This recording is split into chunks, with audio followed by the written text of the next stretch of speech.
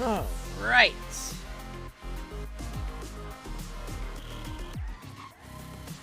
Evening, everyone.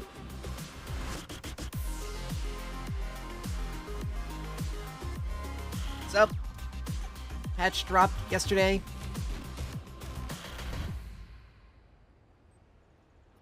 And it's got a lot of stuff. New hero, so we'll just kind of go over her first. Neon. Come on, let's go! I don't have all day! She's supposed to be mid lane, like a mid lane mage. Designed to be like a burst hero. Oh. Yep. Okay, that's a little bit better. I'm gonna move my chair. But, yeah. Pretty interesting kit. Her passive, we use her, using an ability, grants her a stack of thread at max stacks, or at 3 stacks, should I say. Her next ability becomes empowered. You know, or becomes overclocked, as they call it. It's empowered. Like, it has a empowered effect. So, yeah, not too bad. Basic attack, you know, typical mage. Not a lot of extra bit on that. I hate how they have all these out of order. Primary ability is Lynx. Sent out a projectile that deals damage going through and deals true damage coming back.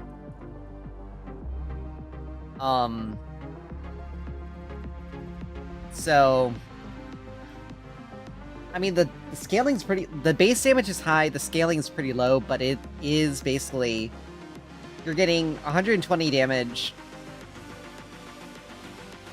with 40% magic damage on the way through, and then 120 plus 40% magic power on the way back as true damage. So, the only thing that will reduce that is shields. So, that's actually a lot of damage, realistically. Decent cooldown. So it's not like it's a easy spam. When overclocked, at maximum range, it does... Let's see... Maximum range... At maximum range, healing... So it looks like you can get 2 instances of true damage for this. I don't know if it necessarily affects on the way. I don't know if the overclocked form is the true damage is done as pulse at the end of it, or if it's the pulse and then the true damage, returning true damage. I don't know. We'll have to see that. I may take that into the practice mode. Secondary ability. Lodge projectile, after like a small period of time, after half a second, when it either when it lands or collides with an enemy target, deals damage and slows. When overclocked, it's a charm. They're mesmerized as well as slow. It's a charm, so they move slowly towards you, and also being slowed. So I mean, Mesmerize already has to slow, so... I think it's just gonna be a stack, so it's gonna be a very slow movement.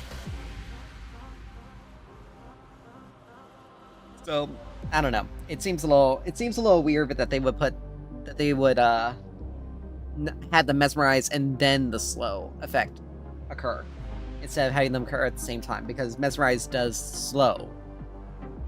Like, it draws them towards the target, or towards the source of the Mesmerize, but they move slowly. So, otherwise it'd be, like, it'd be too broken. An Erase Vector, she gets a dash, and her next auto does bonus damage to the target and nearby enemies. Basically, it's like a Spellblade. It's a dash with a Spellblade, and adds a slow. Then Final Thread, for 8 seconds, she gains movement speed, 50% jump height, which can be pretty useful for distracting, or like getting enemies around.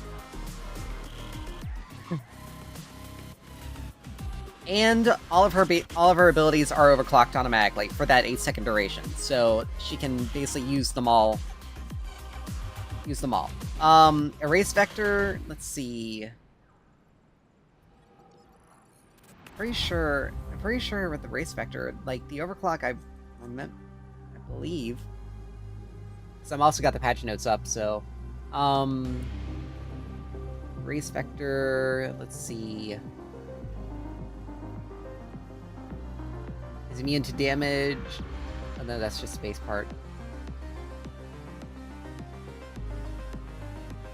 Maybe they took the overclock off of this, because the overclock was supposed to be either that or they accidentally messed it up in this part, like they did with Shimbi.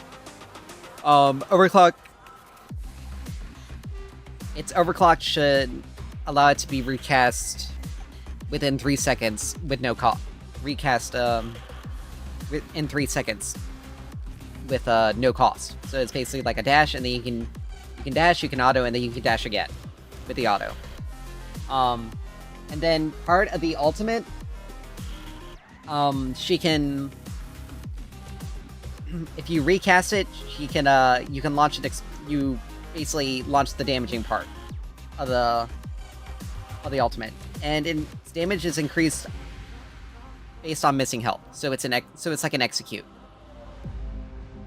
alt. So she is very much like a bursty, she's very much kind of like a poke, but also bursty playstyle, because with the way all of her abilities work, like with Lynx and Data Burst, it's distance.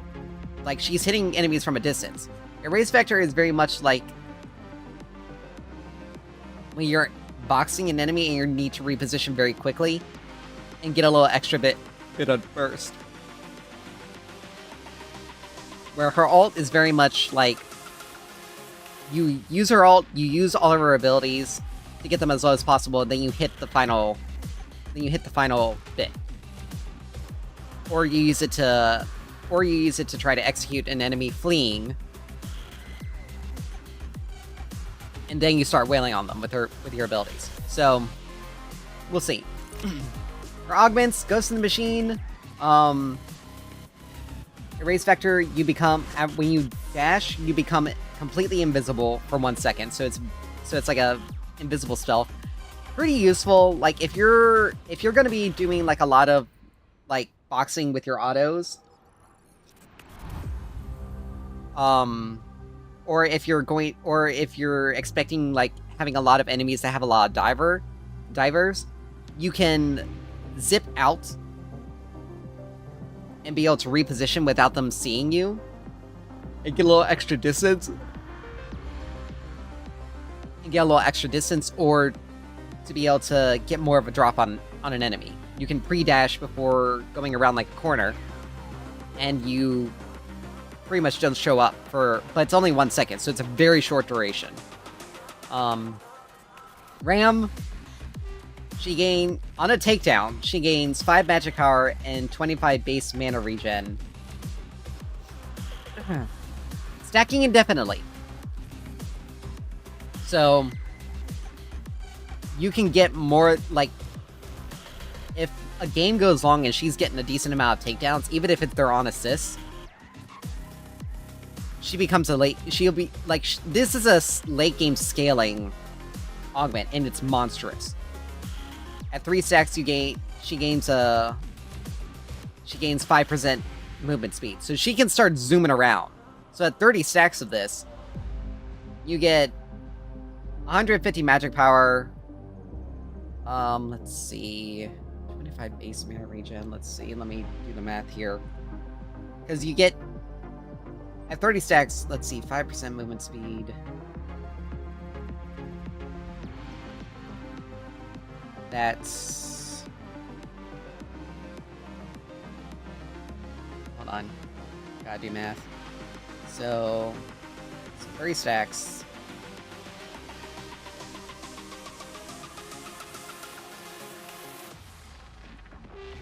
150 magic power. You get 7.5 mana regen. Or like 7.5. Let's see, that's 25. That's 25%. So 750 base mana regen at 30 stacks. And then 150% increased movement speed at 30 stacks. But on death, you lose 50% of your stacks rounded up. So if you have like 7, you'll lose 4 stacks. So it's very much a late game scale, but also high risk, high reward augment. Then we got Dox, which replaces her ward with Dox and grants her 8% increased magic power, 15% increased maximum mana, and it basically gives you vision in 3,000 units. So I think the size of a ward, I'd have to look at the ward vision range. But for 4 seconds, you can see basically anything. Which this is very good if you're playing. Like, if you don't have the opportunity to really, like, try to ward or go for a lot of wards in the mid lane, like, you're just in a not necessarily a great matchup. Like, if you, in Hero Select, if you know you're not in a really great matchup, or you know you're not going to have, like, a lot of ward ability to be able to get wards out, you can take Dox and you basically just have a ward on you for free.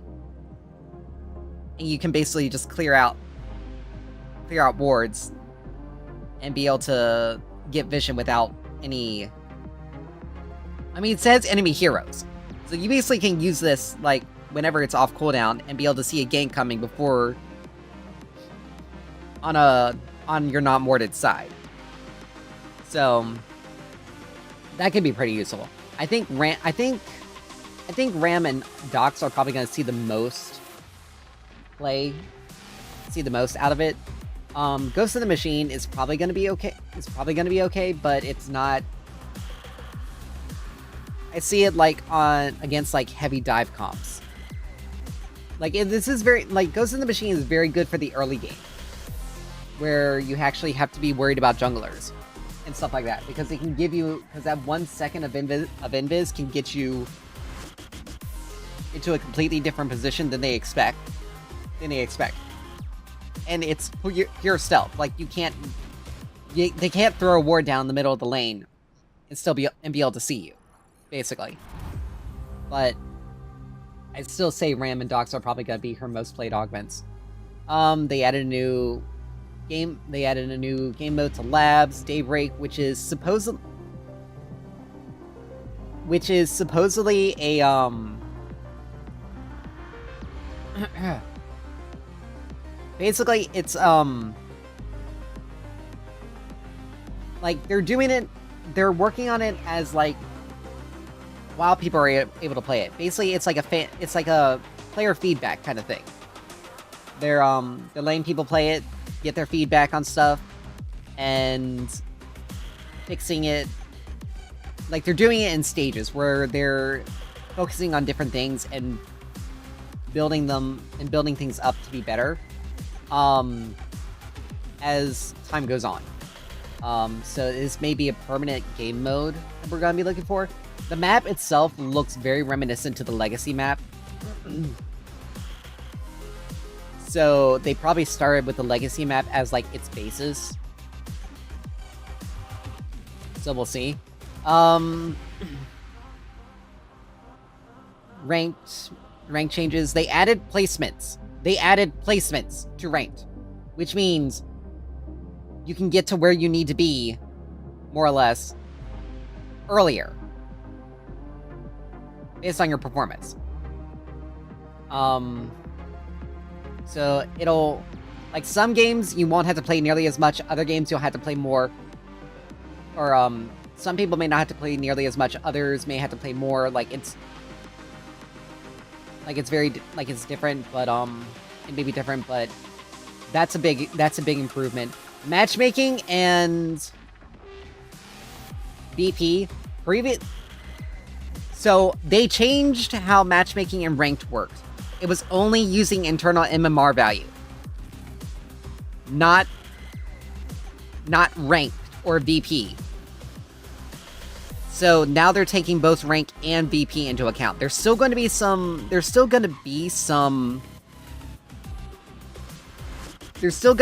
flexibility in it, because obviously, you know, some people may be more skilled and just have gotten unlucky.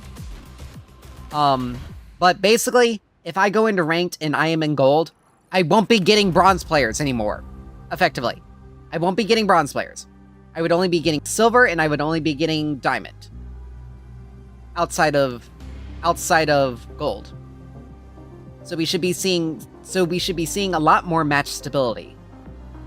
And obviously, like with party-wise, you can't queue up with someone who's like in ranked with someone who's like who's like too far outside of your position. High rank matchmaking changes, not really like, it's not really like that important right now, because it's apparently a bug. With platinum and gold players. Okay. So there's a bug that actually splits up the high elo players, and more or less, and then fills the empty spots with platinum and gold players, which definitely doesn't help. Okay. That actually does make it actually makes a lot of sense that they're trying to fix that.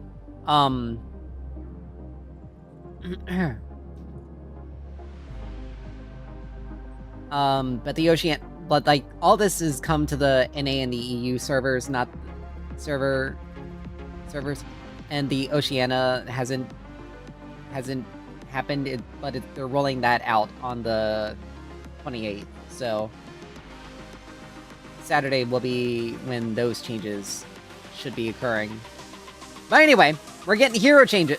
We're into the big part, hero changes. Like, everyone got... Like, there was a lot of hero changes. Ability improvements and stuff like that. Hero UIs. Updates. They added a friend reward thing, so if you get friends in to join, you can get rewards for that thing. Skins, they have, like, the, you know, neon skins that or like skins that work with like Neon's aesthetic and whatnot. On to the actual hero adjustments. Price changes, blah blah blah. Let's see, gameplay balance. Gameplay balances.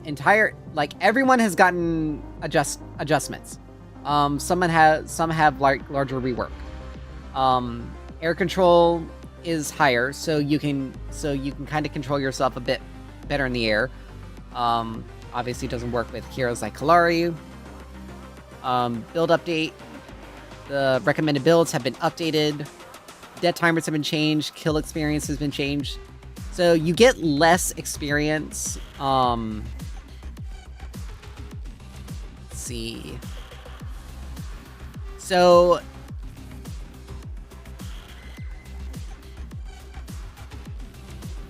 let's be basic modifier. Okay, so it looks like only...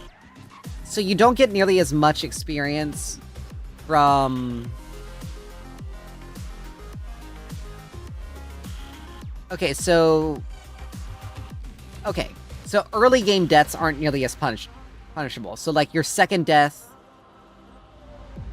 Your second death is only a 20% experience versus 25% penalty.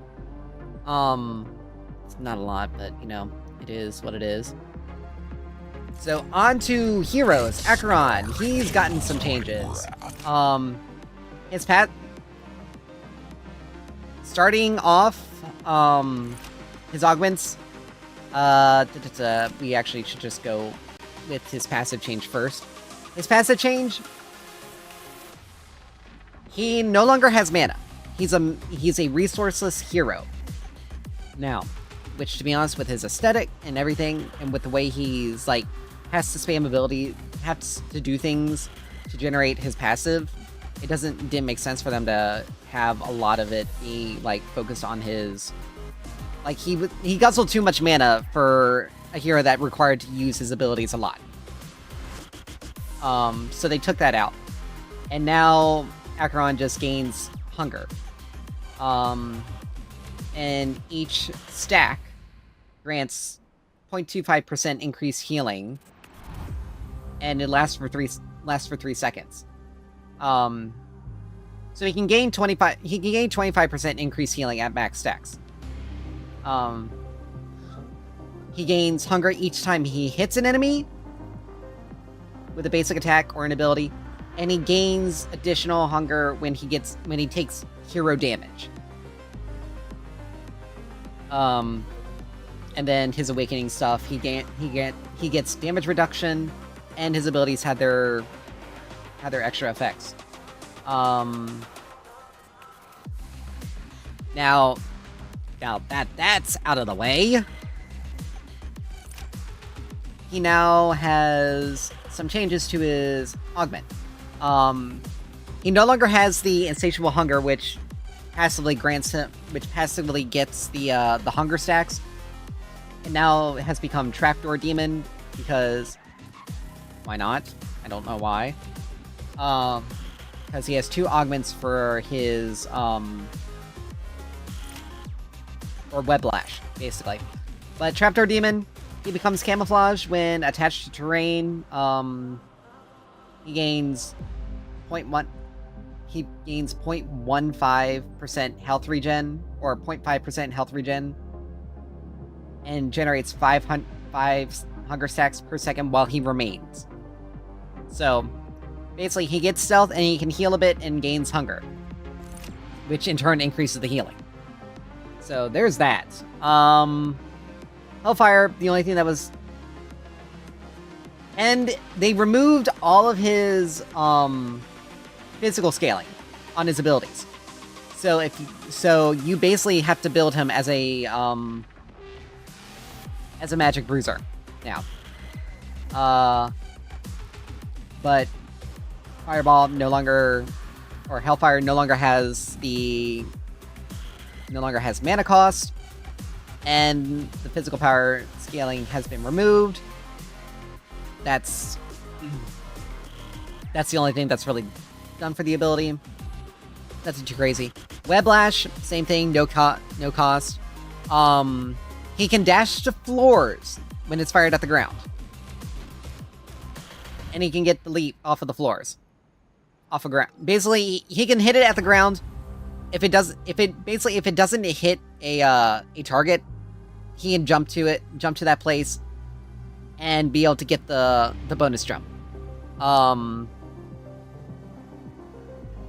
The damage has gone up. The base damage has gone up. And the root duration and stun duration have been increased while awakened. That's pretty much it. But he no longer gets the range increase when awakened, so a little bit easier. Crushing Maw, again, no physical. It's all magic scaling, so that's magic damage, that's magic damage. This is still physical damage, but it scales with magic. So, interesting. Whatever. Let's see. The inner damage multiplier has been decreased from 150 to 135, so it deals less damage the closer, like in the close range of the cone, like right in front of him, it deals a little bit less damage.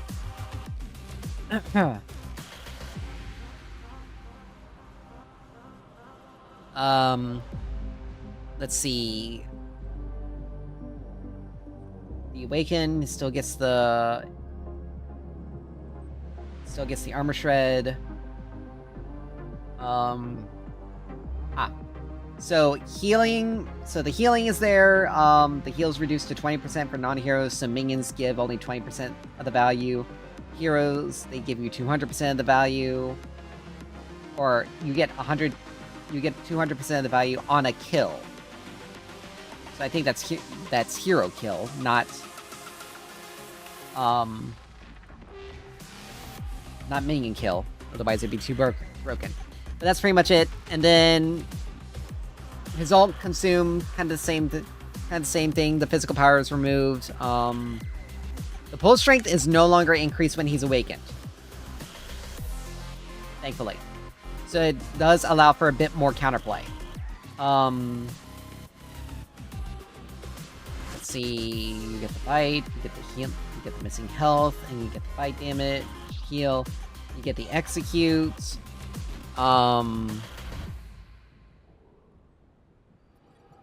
Each time you get an execute, though, instead of gaining the permanent damage, you gain permanent health. So he gets 100 health at rank 1, 100 permanent extra health at rank 1 for an execute. So he is very much... So yeah, he's actually... So, like, they've moved him definitely over into scaling into the Magic Bruiser, building health items and stuff like that. But that's Acheron changes. Argus has gotten a little bit of a change.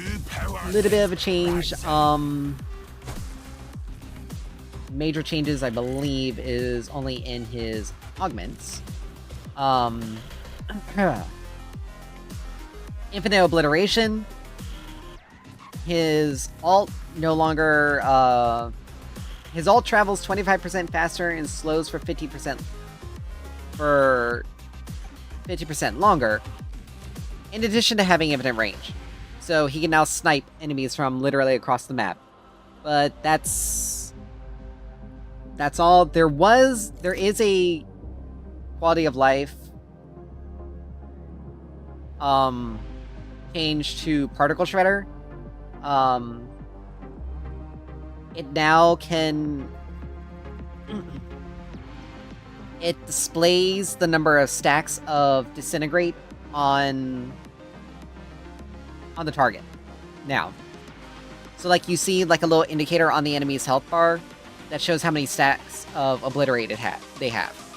I don't know if it works on the other abilities, since all of its abilities apply Disintegration. Apply it. So I don't know if that's necessarily what, but yeah, you can see how many stacks you have against a person. So it's a bit of a quality of life. It looks like they changed her splash art. I think they did, actually. Yeah, they did. Aurora, she got some changes. They removed the Deep Freeze augment and added it to Cryoseism to begin with. I'm trying to remember what that did, but... Let's see... If I remember correctly, that one also had a range ranged extension, and then the Ice Age Glacial Charge. The Ice Age Glacial Charge augment, which increased her the distance, was already added into it. And you can cancel it. And you can cancel it early. So you can make the wall and hop off of it if you recast it. Now she has a new augment, Glacial Thorns, which spawns the Hoarfrost crystals at its base on either side, so you can root people that you charge past for a short period of time. Pretty useful. Frozen Fury, they didn't change anything, but Hypothermia is a new one. Damaging enemies with Boreal Sweep. Shreds armor and reduces their total attack speed for 3 seconds. So there's that. Hello, everyone. Darn it. Let's see. Shatter, they moved the Frozen Simulacrum. Let's see. No, they gave a quality of life change for it. Frozen Simulacrum, you get little blips on her health bar to indicate your stacks instead of just having to look at the ability. Do they always have it on it? Anyway, they moved the on-hit magic damage. They boosted the on-hit magic damage on her basic attack to 30% instead of 25%. But yeah, Frozen Simulacrum, you can see how many stacks you have on yourself. Glacial Charge, same difference. It's 20% longer because it's incorporated. Hoarfrost, they added additional vertical hitbox, so it's a little bit easier to hit some targets when they're trying to jump over. Root duration has gone up. Cooldown has also been decreased. Magic power scaling has gone up. Damage has been decreased. And the delay between when the animation starts and the crystal spawning, or when the animation and the crystal spawning, has been decreased as well. So it's a little bit easier. Boreal Sweep, apparently you can jump while casting it. I don't know why. But you have a longer cone, but it's less wide. So you can hit further away from you, but you have to be a bit more careful with your aiming. The slow has scaling.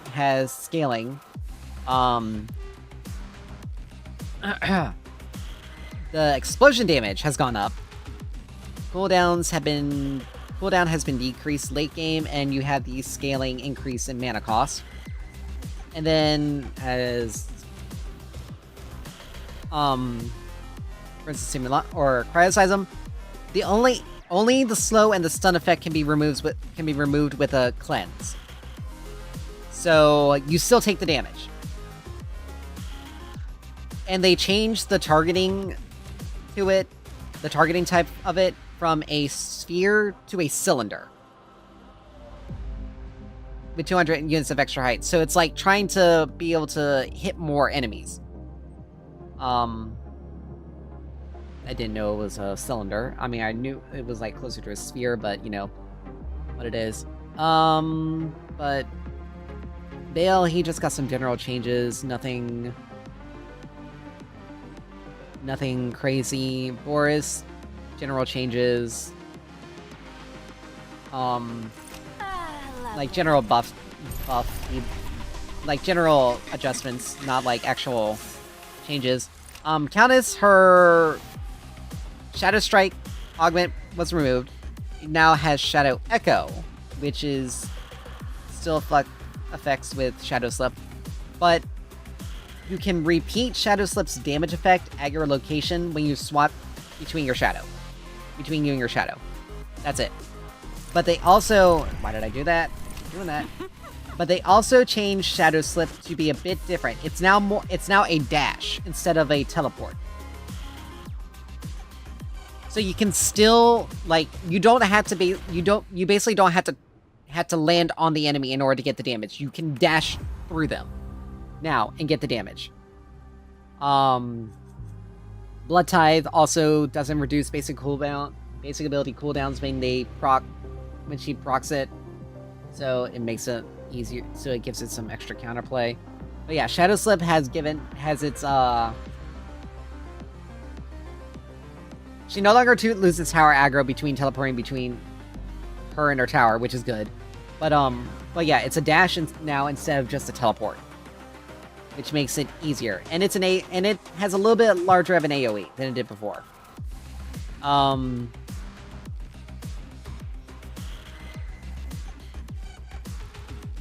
They kind of gave like a sort of a quality of life change to Feast. The cost and the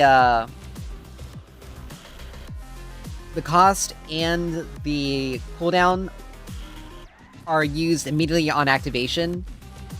So it can be interrupted. So if her ult is interrupted, she can't use it. Like, she just doesn't have to, like, if she gets stunned when she's, like, starting her ult, and, like, it hasn't finished, then she could recast it afterwards, whereas now she can't. It's committed immediately on activation. So, a bit of a quality of life in terms of counterplay. Crunchy got some changes. I don't know exactly how I like these changes. But Lunge Crunch has had its distance removed, lessened to 10%, so, you know, not crazy. Just gives it a little distance, makes it easier. However, his passive,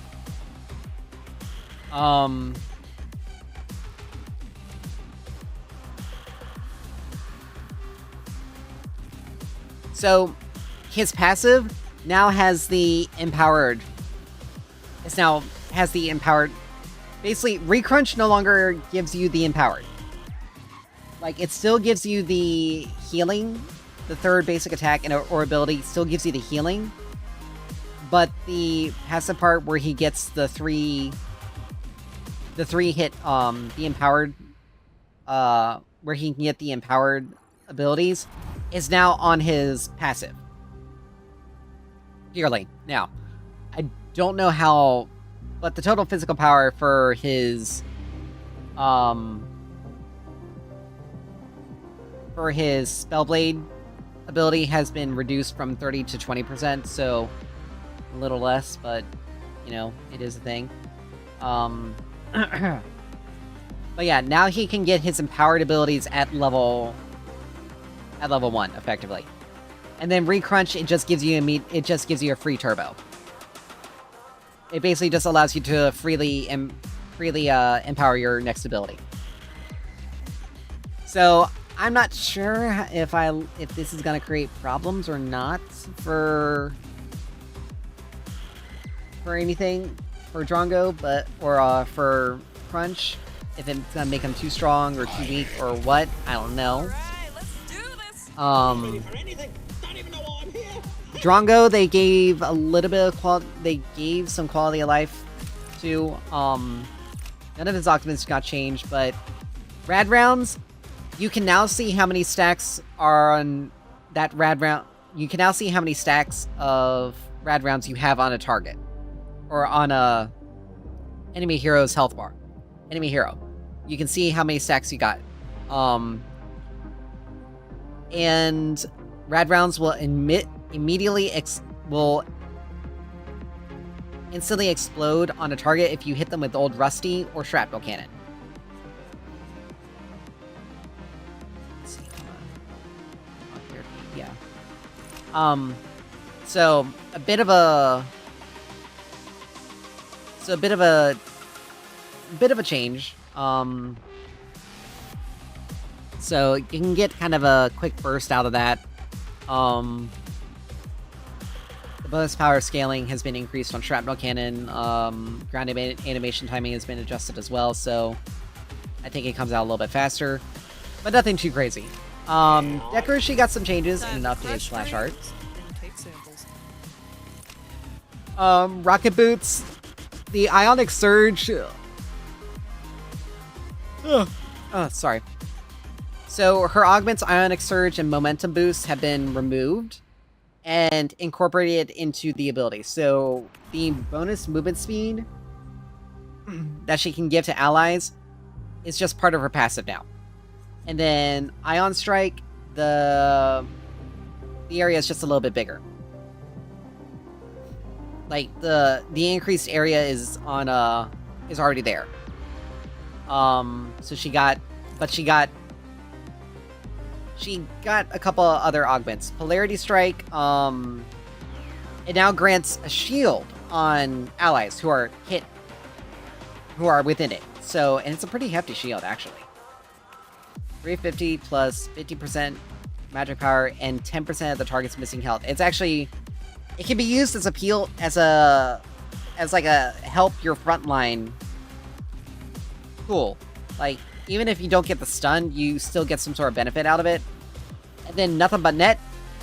Stasis Bomb on landing it. Grant her 25 gold and 1 magic power when it damages an enemy hero. So if you got a Decker that's accurate with her Stasis Bomb, she's gonna get items much faster and she's gonna get hella strong. Her damage is gonna go up a lot. So yeah, nothing really like that. So that's gonna be interesting. Eden got some nerfs and adjustments, but no real changes to her kit. Really nothing crazy. Fang Mao, he got a change to his passive primarily. It no longer grants. It's no longer per hero, and it no longer grants physical power. It grants bonus penetration, and then increases all physical penetration by 40%. I don't know why. They really need to add in like something that explicitly states that except for this passive or something. But basically, they're forcing Fang Mao into more of an assassin playstyle instead of the bruiser playstyle, which on one hand is okay, but because bruiser Fang Mao is still annoying as hell.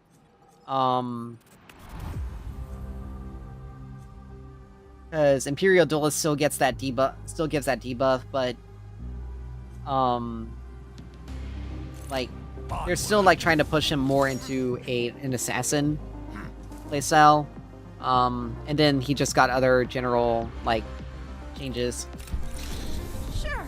Gadget, they removed her ion barrier, which no one used it anyway because it was a really bad one. They replaced it with Eureka at 200 stacks of FDA stacks. She gains a free level. Okay, not bad. At 500 FDA stacks, she gains 60% jump height. This isn't nearly as good as either as Autolock or Blaststone. This just isn't bad. Isn't a good augment. They're gonna end up having to like they're gonna have to look at this and like rework it. But Blaststone now grants 3 additional FDA stacks when enhancing a mine on an enemy hero. So not necessarily great, not necessarily great, not necessarily bad. Again, they're going to have to rework this because it does not, like, it literally does not give scaling. Like, it doesn't give scaling. Her passive, though, when you damage an enemy hero with an ability, or at least the first ability you get, it grants 4 stacks instead of 3 now. So, you still need to hit 2, but it grants you an additional stack than it did before. That's it. And then just general changes to everything else, They increased her ult damage in late game. And the scaling, so that's pretty good. But Gideon, he got a new splash art and some really big changes. Really big changes. It's passive. It still has the empowered basic attack and the tether and stuff like that. But it now grants him let's see, they reduce the scaling and the base damage for the ability for the damage, which is okay. The root duration has been increased to 1 second instead of 0.8, so But the cooldown has also been decreased for that part. However, the big change, for every 10 magic power Gideon has, he gets 1% bonus maximum mana. This becomes very important because his basic attack deals 2% bonus mana as on-hit magic damage. But wait, there's more. I sound like a really bad game show host, but whatever. Cosmic Rift now has 5% bonus mana scaling added to its damage. Torn Space. He gains when he goes through, he gains bonus max mana for 8 seconds after he casts the ability. He gains bonus max mana. So he literally can portal in and do more damage. Void Breach, 2% bonus max mana. And cooldown progresses 1% faster per 80 max mana. So his cooldown gets reduced with more mana that he gets. And then his ult. They decrease the magic power scaling, yay. But it's fine. For each enemy hero hit by Black Hole, Gideon Grant, he gets 2% bonus maximum mana per enemy hit for 8 seconds.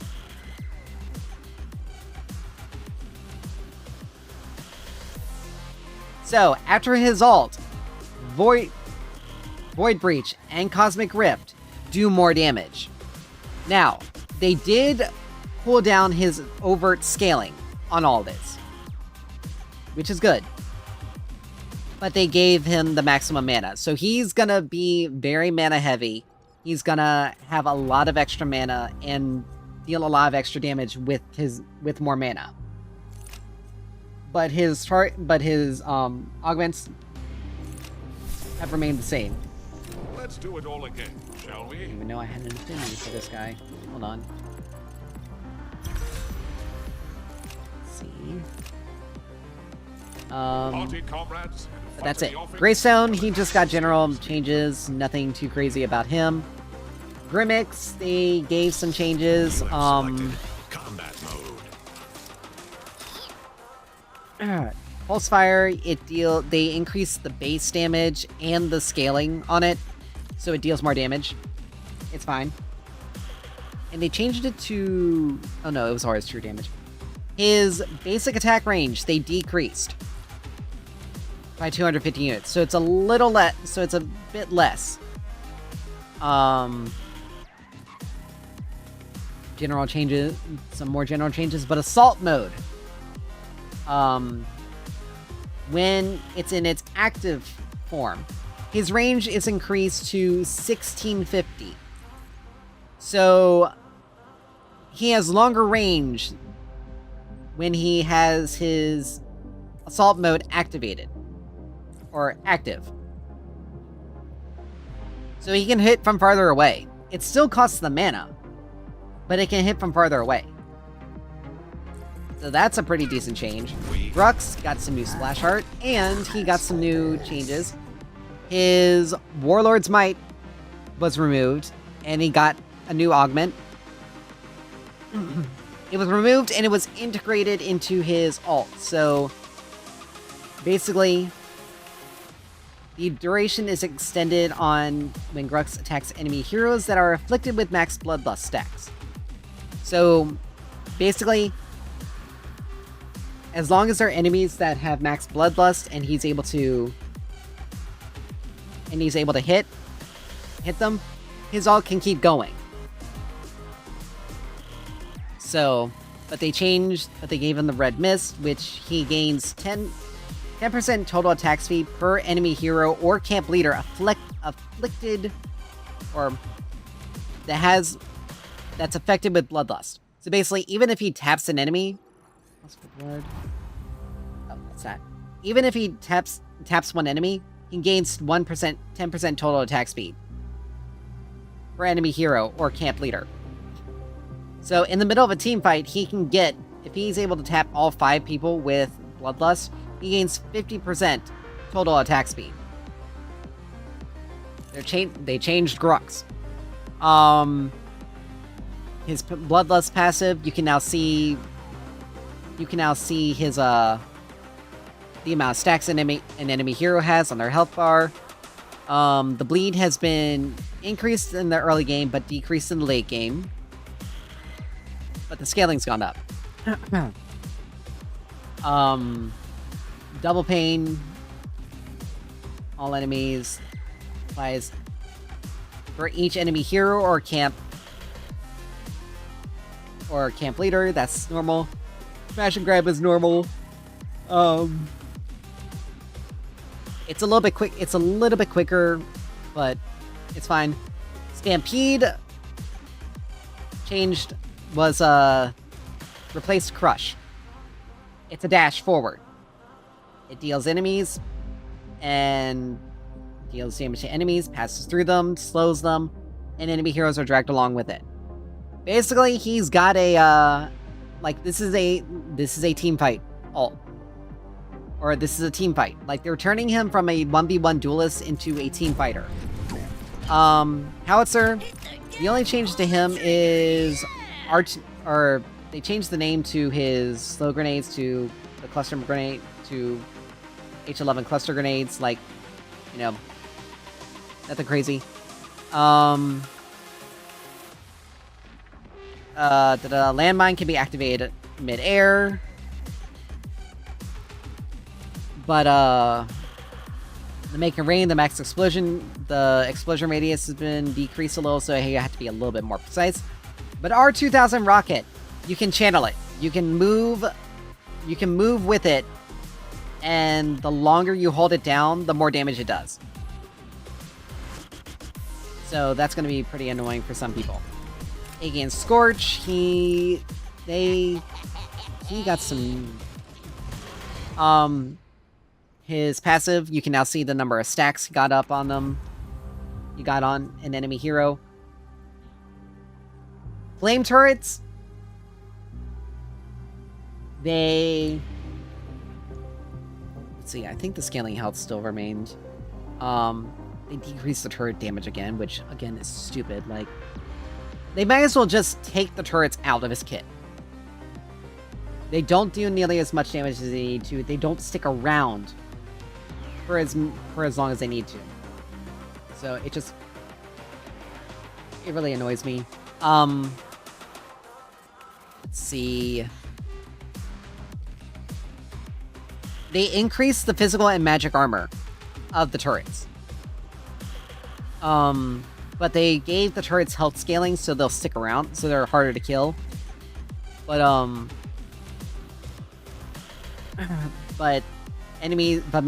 they take increased damage from melee attacks. So basically, melee heroes can kill the turrets pretty quickly. Ranged heroes are going to have a little bit more difficulty. So they're trying to move him back to the mid lane and make his turrets kind of be able to survive it. It's still not going to do shit. I'm sorry, but it's still not going to be enough. Because one ability can wipe out a turret without any issue. And he can only do so much. And if you use his Turret Maniac augment, they have 20% less health. So you get more turrets, but they're squishier for no reason. So, like... So yeah. They did change the animation for Molotov, so it looks like a spreading fire instead of just like an AoE thing. But that's it. Kalari, the only change they made to her is that her passive can now apply to multiple enemies. It's just each person has an individual has their 10-second cooldown. That's it. That's the only major change. Everything else is just general shifts. Kira, she got some changes. This is Good lord. the hunt is on. She has a new passive, Nevermore. For about 15 seconds, minus 0.5 per level. Her next basic attack is Empowered when it's active, her next basic attack, or Mercy. So her shotgun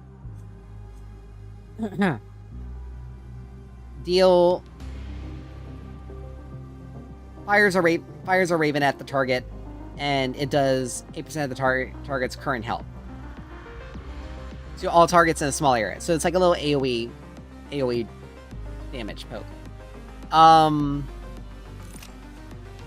They removed Lethal Dusk, which was, I believe, I believe that was the missing health damage on... I believe that was the missing health damage on Dusk.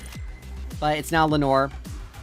Shadow Glide refreshes the cooldown of Nevermore and deals 30% bonus damage for it. And causes it to deal 30%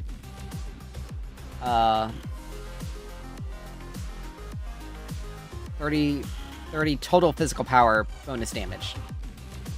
Do it. They must have increased it. Or they changed it to bonus damage. Vengeance no longer is there as her passive, but it was moved to Dusk. Dealing damage with the basic attack or ability increases the damage you deal to them by 0.75 for 3... So it now is an infinite stacking. It's now not just an increase of damage up to true damage. And then you get the damage for Dusk. For the stacks. And you can see the number of stacks you've applied to an enemy hero. And if you get the kill, then it goes on. If you get the kill, it resets it. Mercy applies 3 stacks of vengeance.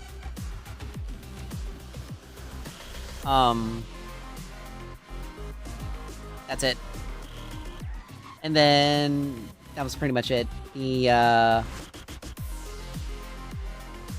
So there's that. Chimera got a lot of changes. His minion regeneration augment has been renamed Lane Lurker. And it let's see, they Ancestral Fury now also grants. Alright. So his passive changed. They changed it to they renamed it to Ancestral Fury. He now gains stacks of Rage on jungle monsters and enemy heroes, and lane minions with Lane Lurker. Basic attacks grant attacks and abilities. He gains his old health. He has his old health regeneration. But his cooldowns are lowered. His cooldowns progress 0.5% faster per 1 rage. So he gets basically 5% cooldown CDR for his abilities at max rage. No, it's 50%. Yeah, it's 50%. And then while above 50 rage, he has the 8% movement speed. And it decays at 25 per... It decays at a rate of 25 per second after not attacking. So basically 3 seconds of inaction, it drains at 25. So basically you have 4 seconds before all your rage drops off. Everything applies rage, and that's pretty much it. So that's the only real change. That's the only change. But all of his abilities no longer have a cost. Have a mana cost. I don't know why it's still there, because it's... Yeah. Let's see, hold on, great. No longer. Yeah, they need to update that part, because... he has no mana anymore. At least that's the way they did. I may have to go into the practice tool and see if they change that. Huang, just general changes. I cleared the way. Bellica. You ready? Let's see, her... Let's see, pulse fire. Her augment, her pulse fire round augment got changed from 8 to 10% magic power scaling. That's it. A little bit of quality of life. Seismic assault is center, not off center from the middle. From the middle, the duration of drone has been increased. And the... Let's see. The drone grants vision, so it's like a ward. And the mana drain, the zap mana drain is increased to 6%. Instead of the 2% when it's maxed out. And then that was pretty much it. Meko, the only change they did to him... I mean, they gave her some advanced flash art. The only change they made to Mako was that, Mako's gift no longer, it's no longer a lobbed projectile, it is a... You no longer throw it, but, he no longer passively heals himself, and... Like, he no longer heals himself, and he no longer costs HP to use. It's a thrown ability, not a lobbed ability.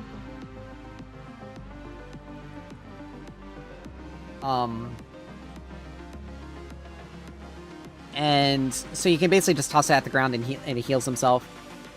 That's it. Nothing really shifted on that, but that's the only shift he had. Morgash, her Ritual of Death now heals her for percentage of her ult damage up to 120%, so like still not great. Let's see. Mark, I think, let's see, max stacks of her passive is now 4 instead of 3. Not really that great, if I,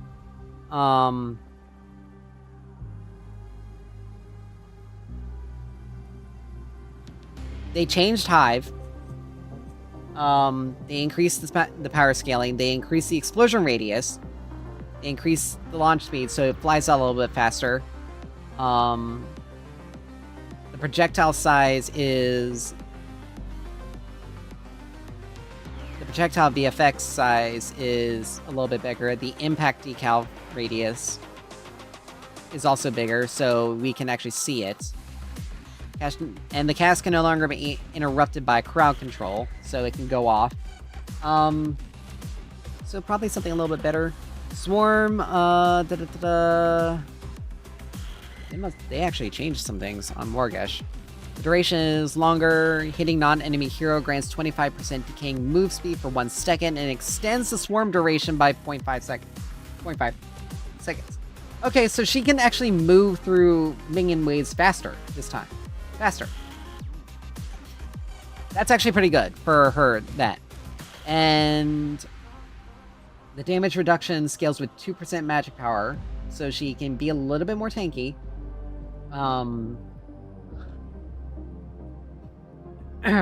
So that's pretty good. Mark has had its ranged increase, so it's a little bit further away. Still pretty close, but still a little further away. The magic power scaling for its heal has gone up a tiny bit to 28%. Against heroes, though, it heals 25% more per stack of Pestilence. So you can get 100% increased healing with it on an enemy with 4 stacks. So that's why they maxed it out. And killing an enemy unit with Mark refunds 50% of its cooldown and 100% of its mana cost. So you can use this! You can use this to actually farm on minions more effectively. And be able to use it without having to, like, completely... You can use this to basically heal yourself a lot and be able to offset the cost of it on minions. Thank God. Morgash may actually have some... Morgash may actually start coming back. She's still gonna struggle with some enemies, but, you know, it is what it is. So Contagion Eclipse is no longer there. It applies Contagion to all heroes. So basically, you get the healing and the damage aspect on his ult of Contagion as part of his ult. Pretty decent change. And he can get up to... Okay, they changed it. They changed it because on the patch notes they had it from 80 up to scaling up to 300% movement speed. Bonus movement speed. It's like, no, that is absolutely nuts. Why in the world do they think that? But they changed the augment to Night Stalker. Oh, wait a minute, no. Night Stalker grants him the crazy bonus movement speed. 300% bonus movement speed at rank 3 on his ult. That is a nightmare. There is no getting away from him, basically. They gave Extract scaling cooldown. On his passive, but that's it. And Contagion's armor shred has been decreased a little, but basically everything else is just basically just changes. General changes. Murdoch, the only thing they did to was add some stuff, was add like a thing on his health bar to let you know how many stacks of his passive he's got. And the total physical power scaling went up as well. But that's it. Static Trap, they added 120 magic power scaling onto it. Don't know why. I legitimately don't know why. And the physical power is 100% total power instead of bonus. So again, I don't know if that's I don't know like why, but whatever. Let's see. Long Arm of the Law, you can zoom in further. So you can try to scope better. And they added 100% magic scaling on that as well. And decreased the bonus physical power. So I don't know exactly what that is, but whatever. It's fine. But Muriel got some changes. Some changes that actually I think are really good for her. Sentinel, her Sentinel passive, she no longer gets the on-hit magic damage. So rip attack speed Muriel. But her damaging abilities apply anti-heal to enemies. So she has anti-heal from level 1. You don't need to build anti-heal on her anymore. And then allies affected by her abilities get increased healing and shielding. That's her new passive. This is perfect for her. Because she can now basically reduce enemy abilities and increase her own supporting capabilities all in one. They removed the aerial reconnaissance art augment from her and gave it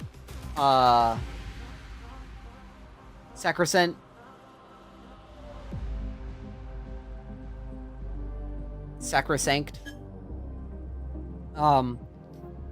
It creates a consecrated ground at the target's location. We'll get into that. And then Serenity's max charge damage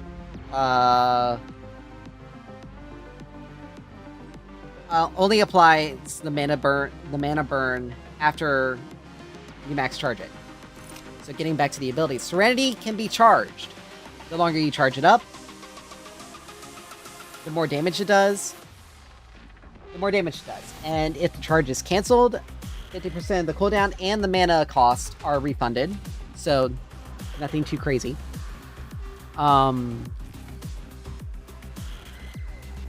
Alacrity no longer gives the attack speed.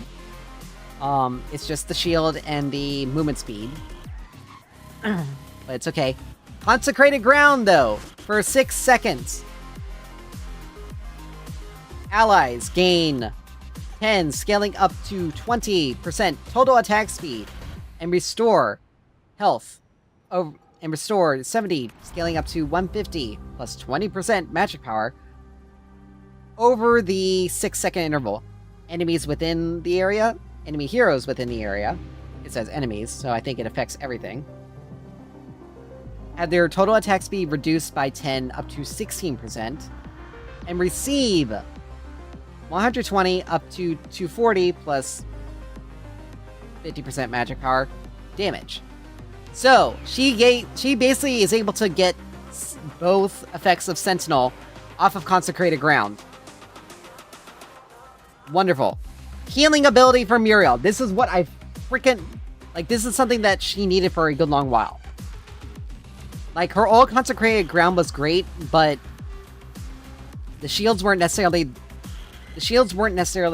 They were okay. But the problem is like, it was harder to give survivability to your ally. They were reliant on potions and like lifesteal or any other healing effects in their kit or through items in order to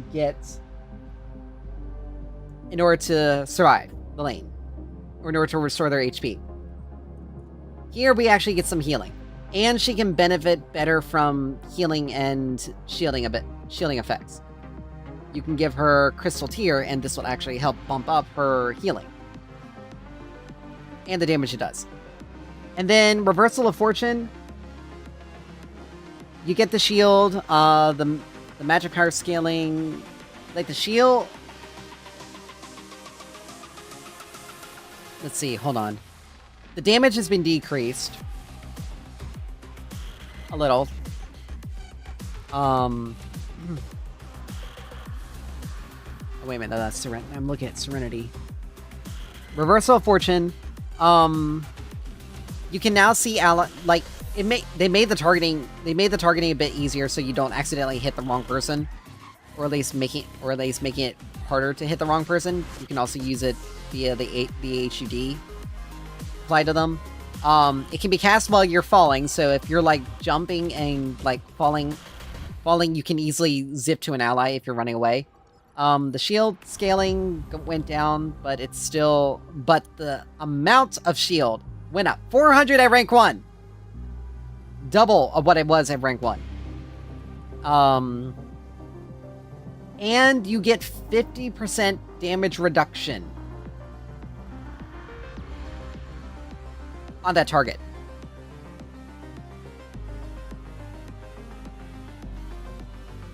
So yeah. Like, they actually made Muriel a better... And her model looks a little bit cleaner. But they actually made Muriel a better support.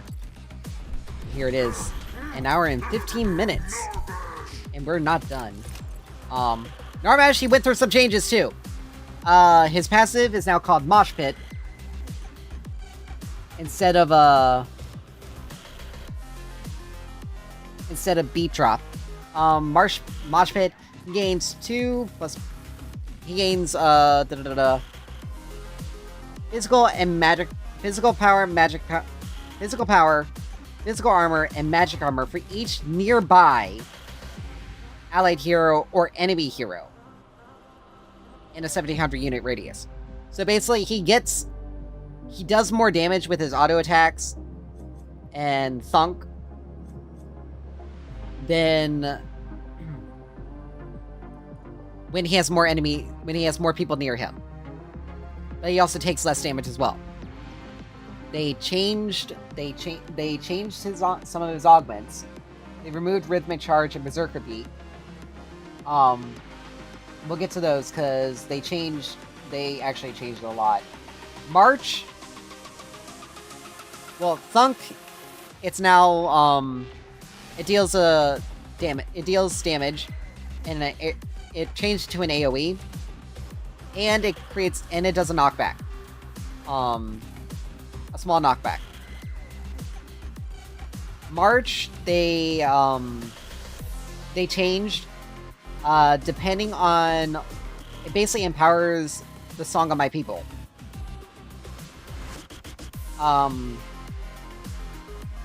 You either get a movement speed buff, or you get a healing buff. Song of My People is now a passive effect that is toggled.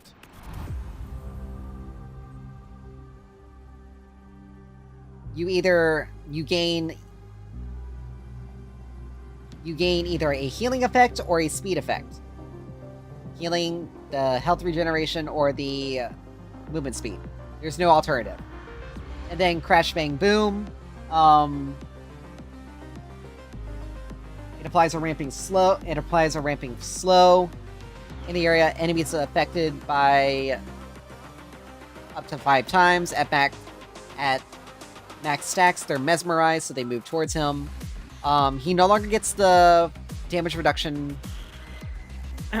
He no longer gets the damage reduction while using his ult, and he's also slowed while he's using his ult.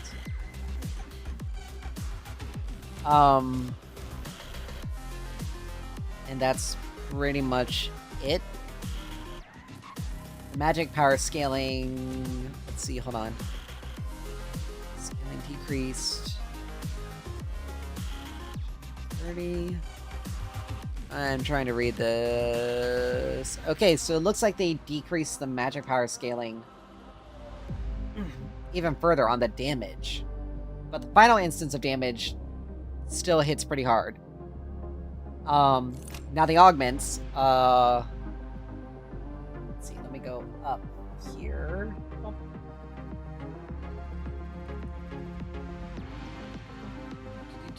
There it is. The song, War Anthem, Song of My People, and March no longer heal. It gives physical power instead.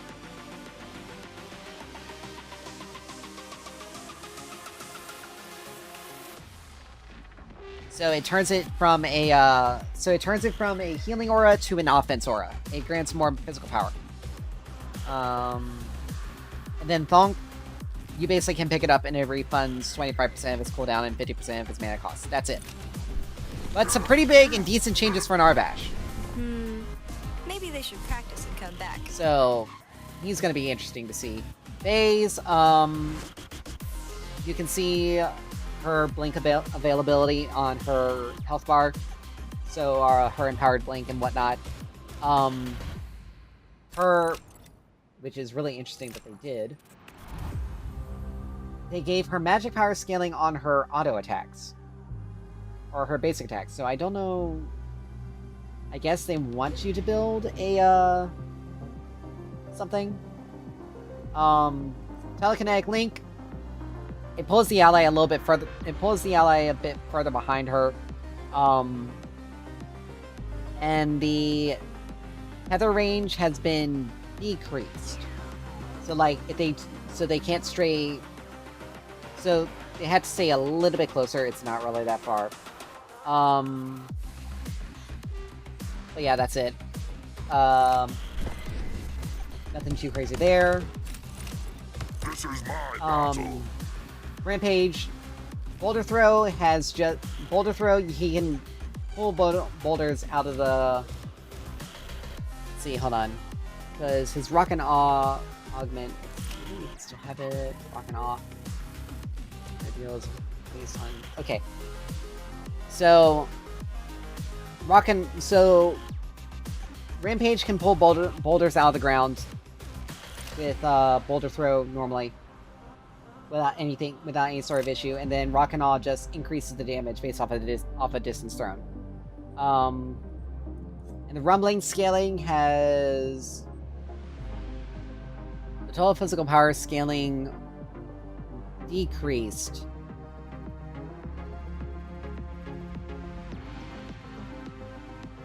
With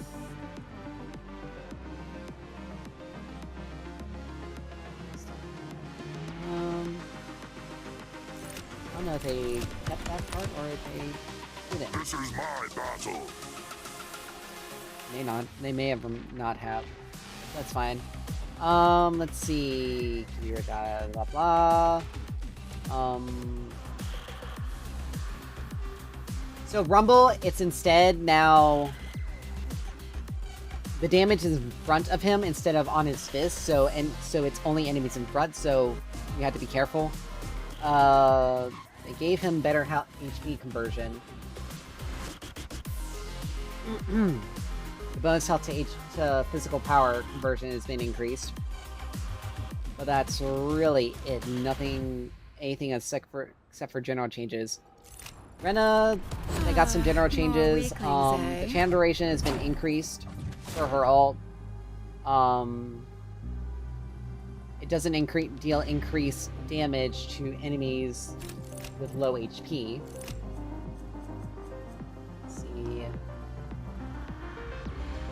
Oh, so they removed the execute part off of it. The damage radius is also smaller, so you have to be a little bit closer. And they increased the damage, and they also increased the scaling on it, so it hits harder. So that's it. Revenant. After you, then. They made some changes.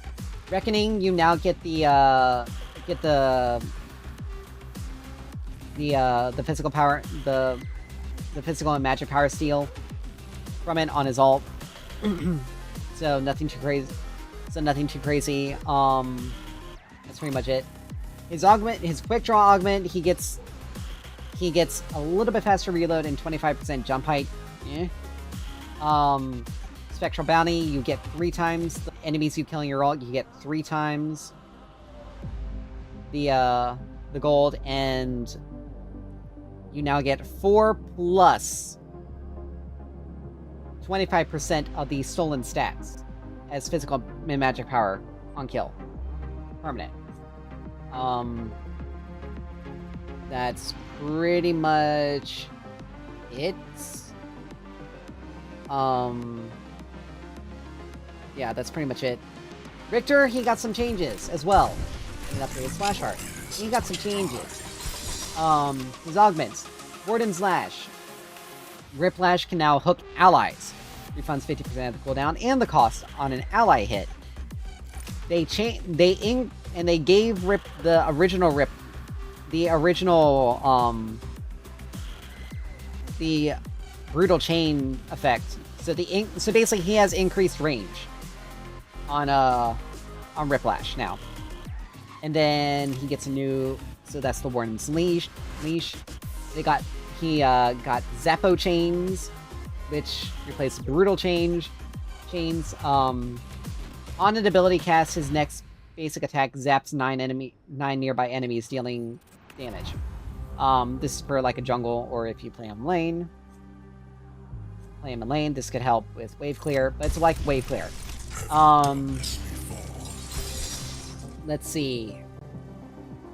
Suspended sentence. Richter's immobilizes silence an enemy hero. Here when he halts the cool. So this is the big thing. Richter can halt the enemies that he silences or immobilizes. So if he hits Riplash, Shock Therapy, or Skewer on an enemy hero, it halts their cooldowns for the duration of the effect. So he can prevent people from getting cooldowns. They did change Electrocute a little bit. Let's see, Electrocute. Let's see, he gets the shield. The movement speed has also gone down, so it's a little bit easier to catch him if he's trying to use it to run. He got the magic aura. And now they added this. If he takes damage while it's active, it emits a pulse that deals damage at 50% of its effectiveness, and it can only apply once every half second. So he basically is able to 1v1 fighting. He's able to get extra ticks of damage. Riplash also had the max HP decreased, or the additional max HP damage decreased, so that's pretty decent.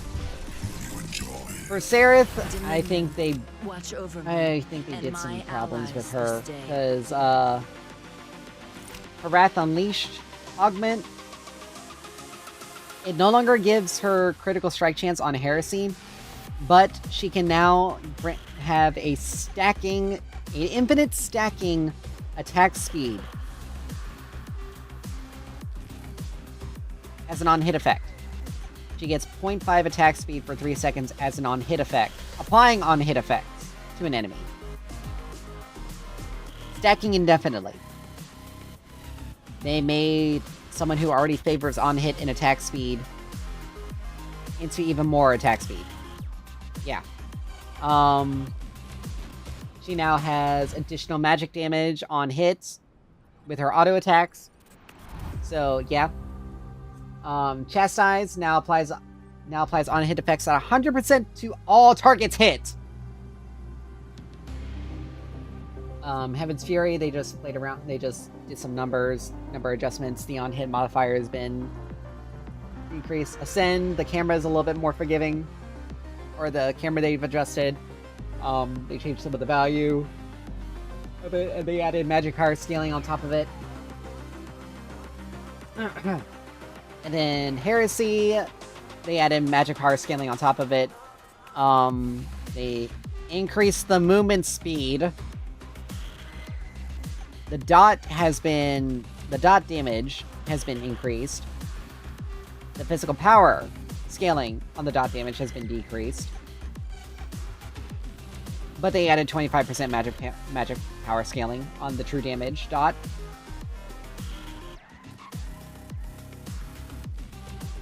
So yeah. But the damage is only 2 seconds. So it's a very short. But again, she can apply it on hit. So yeah. That's gonna be fun. Sevarog, they made some changes. Interesting changes. So each soul that he collects now grants, and this is basically when you kill an enemy unit, he gets 3 bonus health instead of 1. So he gets a little bit tankier. The tier's still there.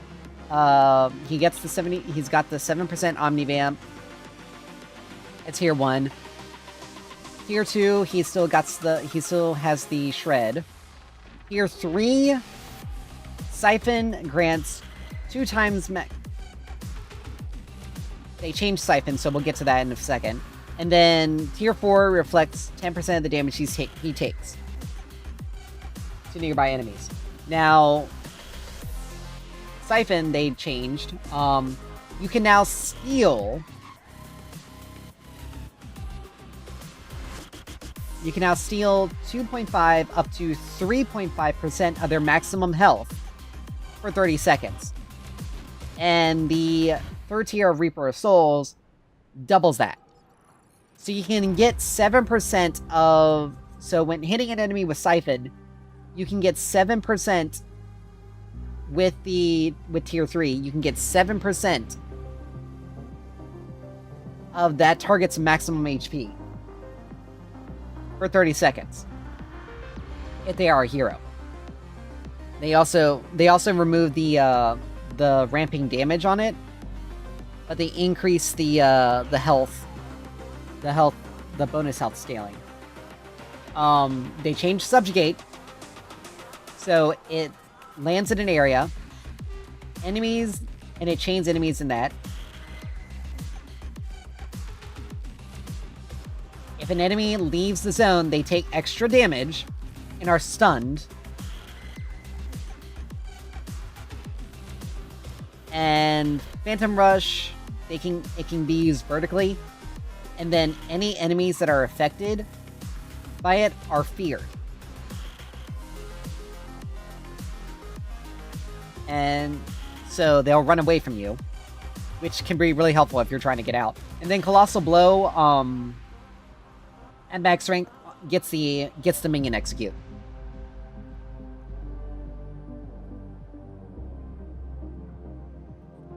So Sevarog got some pretty good change. I think they're pretty good changes. Siphon definitely can help with the ramping damage. Now, I don't know if... Now, it doesn't say it stacks infinitely, so... I think whatever the highest amount it is, it replaces the... it has to refresh the duration, I think. And I think it also, like, if you're facing someone who is, like... So if you, like, use it on a squishy carry, but then hit a tank afterward, you steal the HP from the tank. You steal, like, it doesn't stack the two steals. You get the... It replaces the initial one with the higher one. I don't know. I've yet to see it. Oh yeah. Shinbi, we'll talk worry, about her I'll in a focus second. on Skylar, not they doing gave a change. Air Assault automatically has the increased attack range.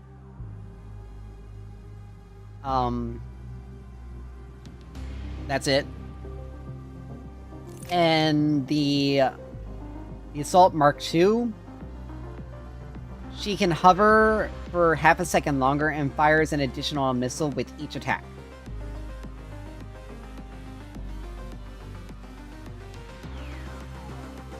So I don't know if this causes the hover for Air Assault to last for 0.5 to only get an extra 0.5 seconds, or is she able to maintain this as long as she's hitting someone?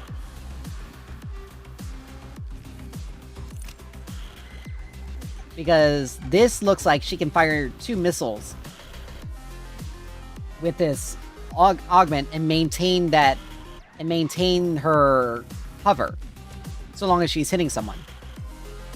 And then atomized artillery, they just decrease the time it takes between shots. That's it.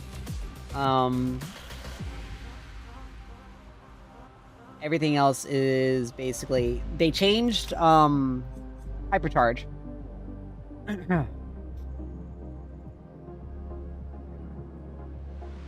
It's still the 5 seconds, okay.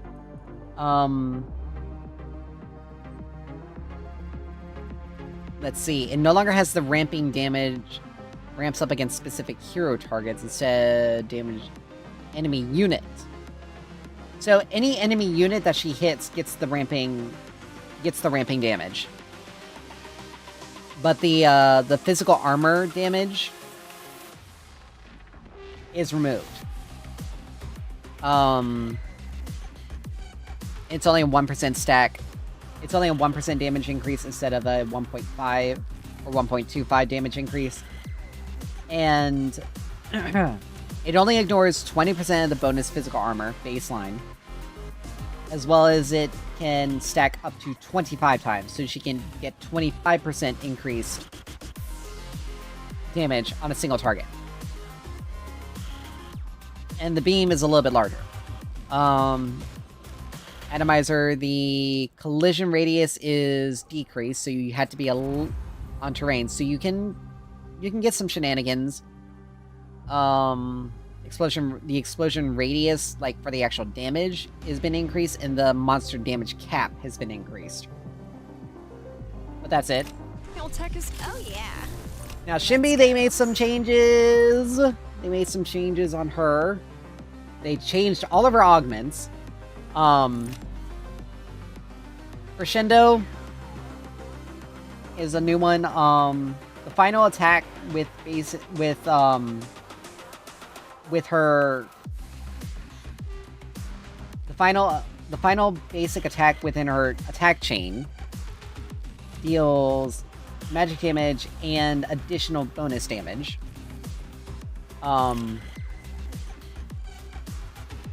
So her little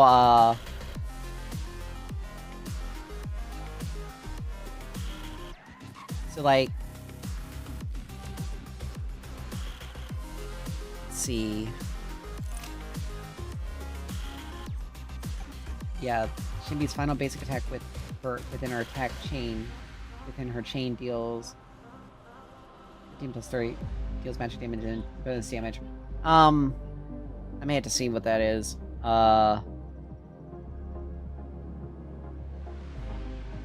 And the... let's see... Okay. Magic damage and magic bonus damage. Okay, so they took that out. They took the changing your base damage type to magic for her auto attacks, or for her basic attacks out. Okay, that's fine. Encore. If a target dies while being damaged by all kill, the cooldown's reset. In Allegro, the rushing beats cooldown is only 20% lower. Looks like it's showtime. Let's see, Biting Melody. It no longer has its cooldown reduced by dealing ability damage, thankfully. And Power Strikes now restore mana. In addition to dealing the additional magic damage on hit. Let's see, next... Yeah, next applies Biting Melody for 2.5 times the damage. Applies track to the target and restores the mana. Yeah. Line Tempo can now be cast vertically. So she can target enemies in the air, in the sky. And you have to be a little bit more precise with it. And it's a little bit slower, so it's a little bit easier to dodge. It has the scaling cost. Its cooldown has been increased early, decreased late. And the scaling has gone down, and the base damage has gone up. Circle Rhythm, and no longer refunds rushing beat. Cooldown. Thank God.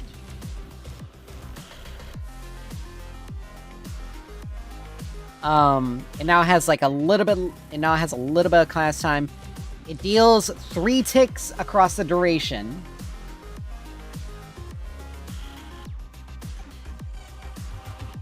Across its duration, so it only... And it looks like they actually may have fixed her damage problem. We'll see. I'll actually go into the practice tool and we'll see. Because if they haven't, then that's going to be a severe problem. Rushing beat can be done vertically. But the cooldown has been increased early game, decreased in the late game. And then all kill, they've actually changed. When she damages an enemy hero with an ability or her Biting Melody passive, like the actual enhanced damage, she gives herself a stack. Let's see, hold on. Let's see. Applies a mark to an enemy hero that she damages with her abilities, lasting 8 seconds. Additionally, each time Shinbi damages an enemy hero with an ability, she gains a stack of track. Yeah, so she applies a mark to an enemy hero, but she gains a stack of track on herself, stacking up to 8 times. So you get the 8. So it's still the. You can see how much upon reaching maximum track stack, she can activate this ability. Okay, so she can use so she can only use this when she has 8 stacks. Okay, so that's actually pretty good. And then each hero who has been marked takes the damage. So she has to build all 8 stacks. She has to, but any enemy she has marked is affected by her ult, which I think that's a pretty good change for that ability. So we'll see if Shinbi's swift and true. I'll have to see if Shinbi's Circle Rhythm actually is correct now. Because if it isn't, I'm gonna be so pissed because the damage is way too high on that. And even in the patch notes, it's saying it. So Sparrow, the Veiled Stalker has been removed and added onto Heightened Senses. She now gets the Stealth. She now gets the stealth with it. But they gave her a new augment, Huh.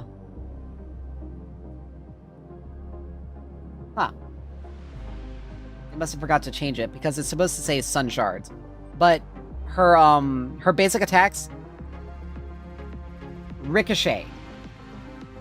Applying on-hit effects at, This is gonna be, like, one of her big augments. Particularly her, like, on-hit augment.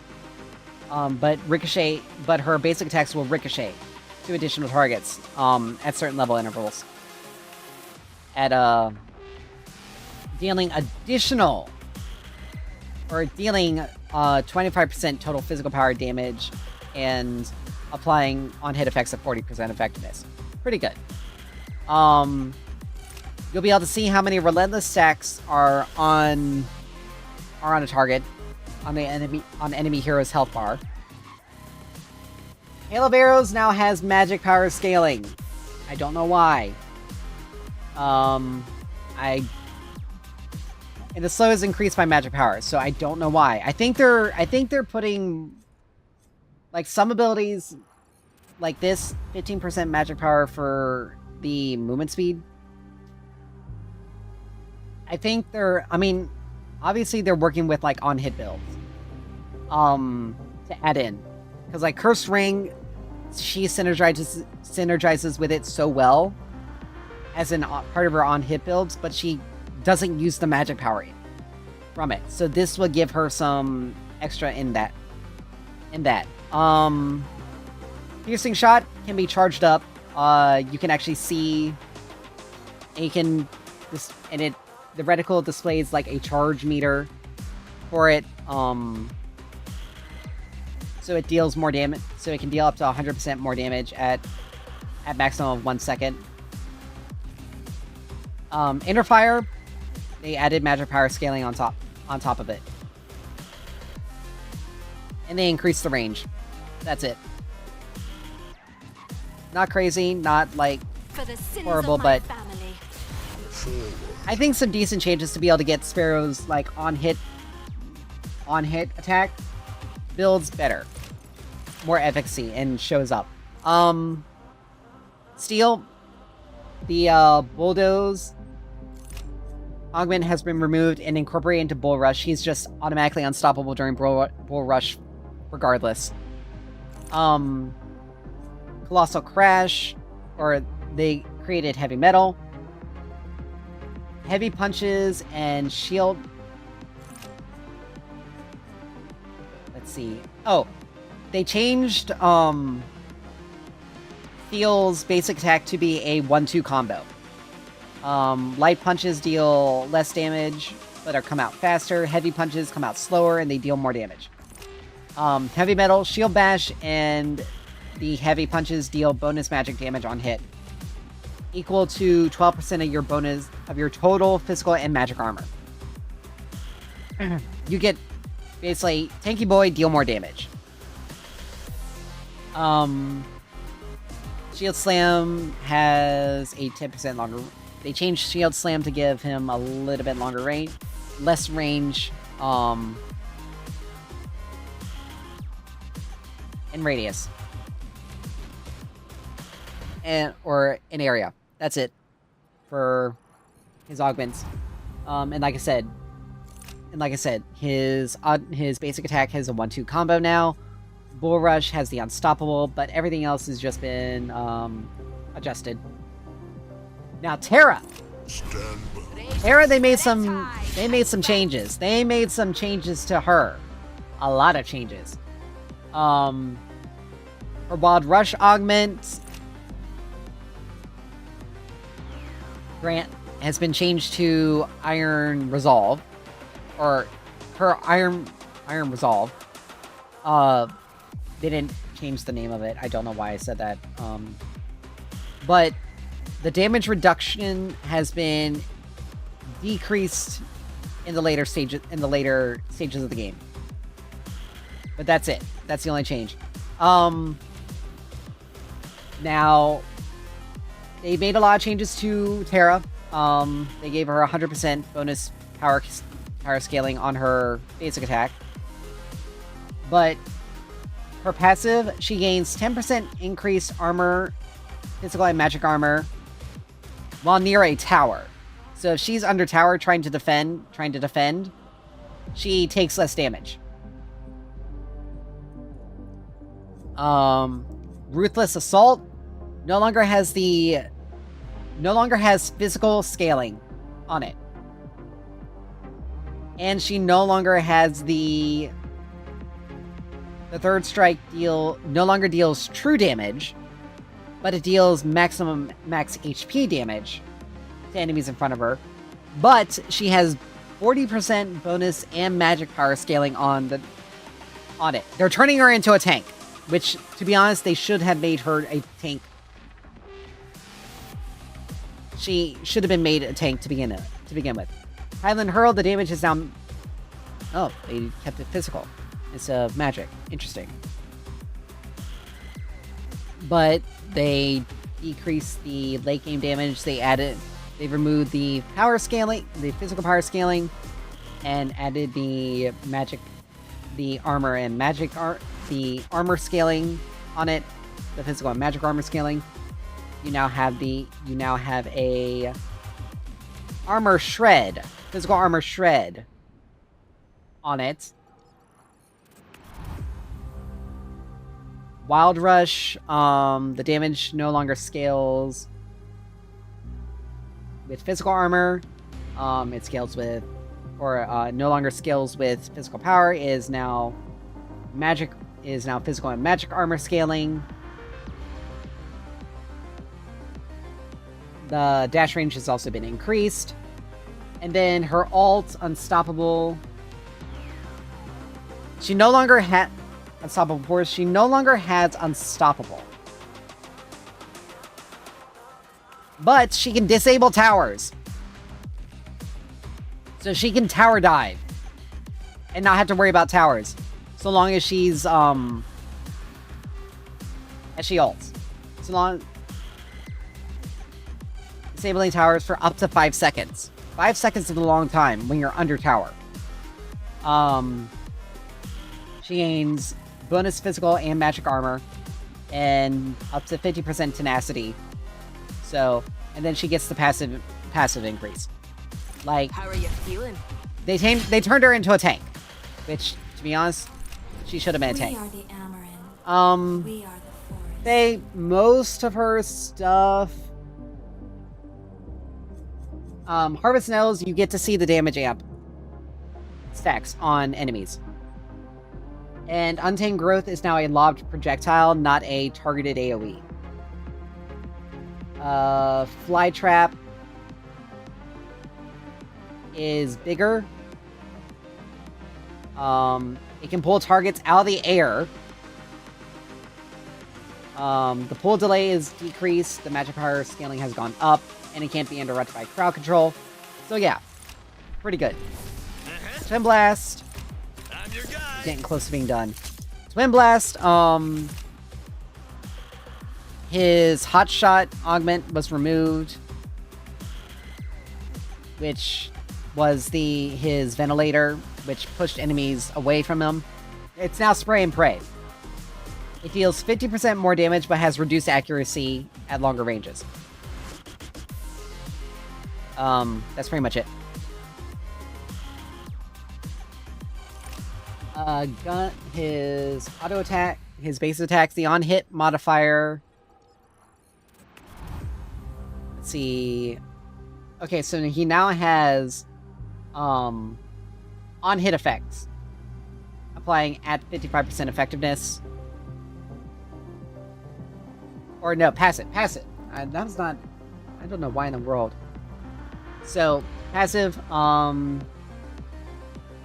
he now gets 60% effectiveness on his on-hit effects for his passive. His basic attack now has 55% effectiveness of on-hit effects instead of 50, so it does a little bit more. Vaporize, they increase the on-hit effect damage to 140 instead of 130, so it hits harder. Rocket Dash.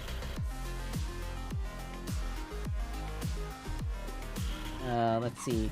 Okay, so they added a passive effect. When deals damage to an enemy hero with a basic attack ability or Rocket Dash's Rocket Dash's cooldown gets reduced by a percentage, and that percentage is further reduced when damaging non-heroes. He can get more Rocket Dashes, basically. That's it. As an on-hit effect. And then Vortex Grenade, they just did some things, like nothing too crazy with it. No real changes. I was about to say, wait a minute. Let's see, Wraith. Wraith's sonar drone with Who's There is persistent vision. It's not every few seconds. His base attack now has magic power scaling to help with people who use Mystic Marksman. Because that was a real pain in the ass. Let's see. Knock Knock no longer... Let's see. I believe... Knock Knock no longer pierces through terrain. So... Let's see. Damage. If Knock Knock damage kills or damages a marked unit, 40% of the mana cost is refunded and its cooldown is decreased by 65%. Huh. They must have decreased the amount of... They must have chosen to decrease... This is definitely gonna hurt Wraith, because... It was normally a reset. Yeah, this is gonna hurt Wraith badly. He's not gonna be able to get consecutive snipes again anymore. Okay. Yeah, that's definitely gonna hurt Wraith. Wukong, just general changes. The Yin new splash art. Her Rising Storm passive, you see on her health bar. You see the stacks on her health bar. Max stacks are down to 5 instead of 8. But everything else has just been general changes. Yurei, This realm has been corrupted. I will not stand for it any longer. Yurei, just general changes. Zaris, his stuff is just general changes. And then Zinx. Good choice. Zinx can no longer extend stack duration when damaging enemy heroes at max stacks. So basically she can't...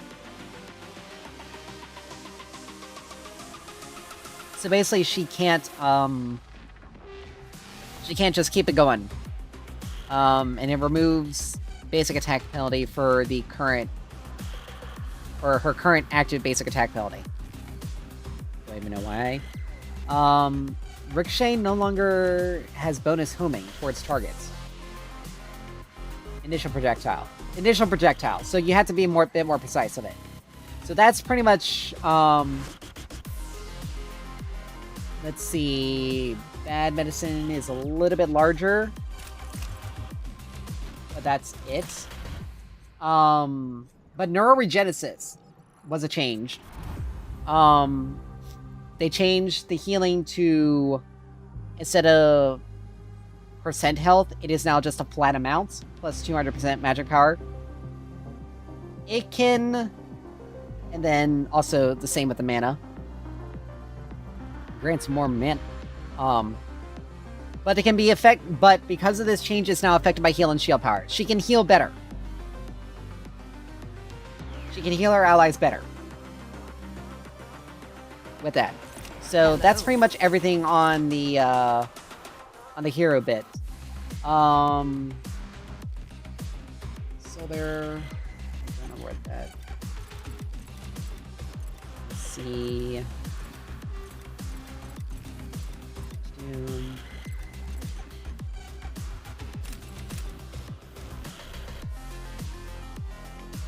Soulbearer. Anima shield. Ah. Soulbearer, they changed the shield from 25% max mana to 100 plus 40% magic power and 8% max mana. So the shield gotta change. Nothing too crazy. Be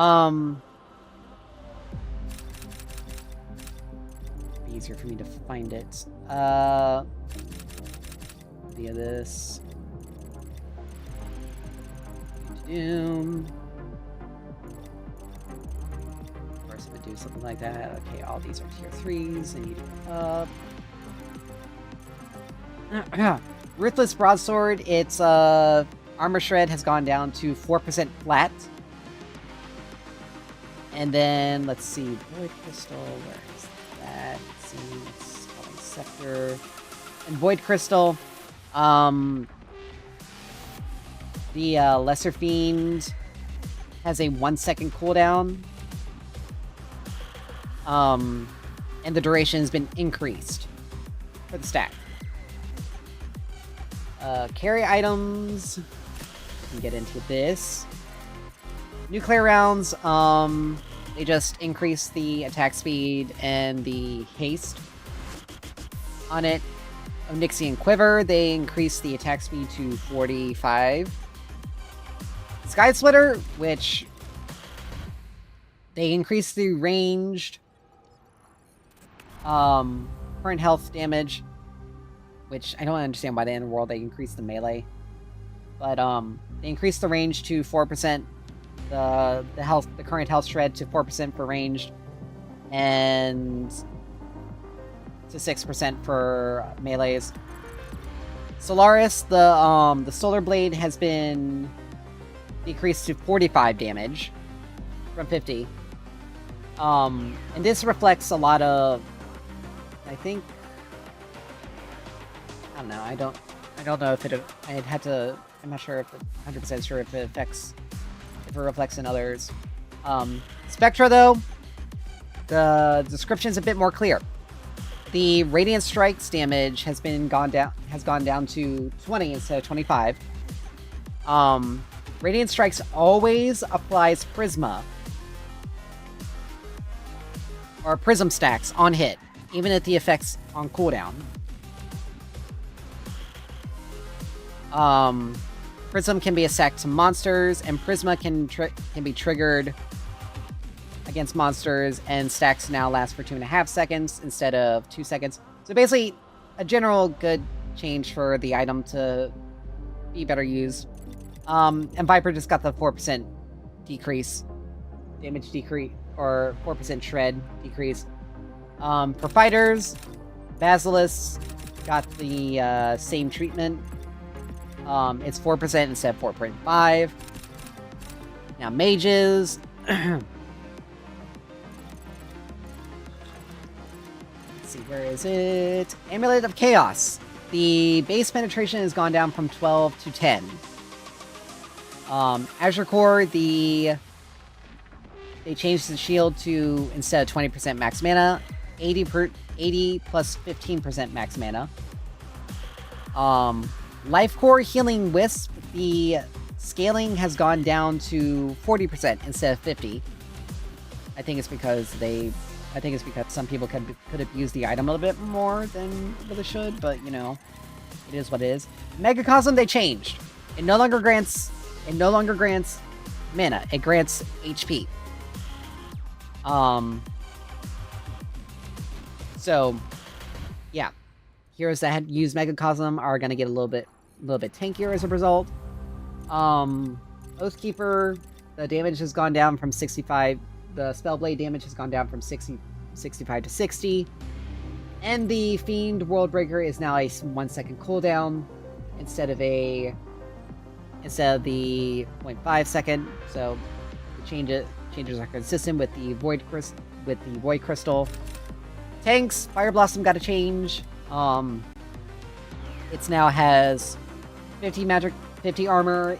The heat wave went down from 18 to 15, and the bonus health scaling went down from 1% to 0.8%. In Inquisition, the side wave cooldown has been increased from 1 second to 1.5.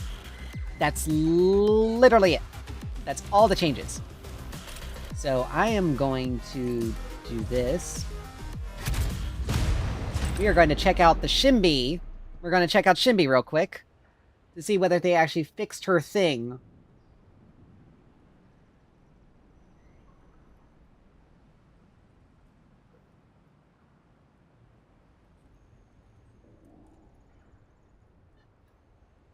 So we're going to see whether the changes they made to Shimby actually hold up.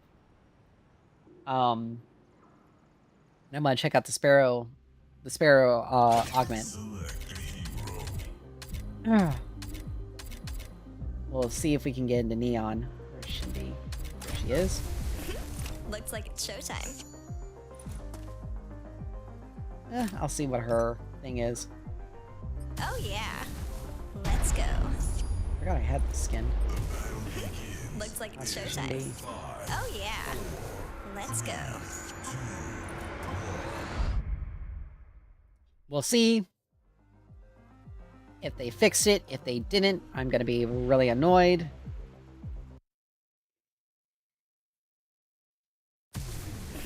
Looks like it's showtime. Alright. Circle Rhythm.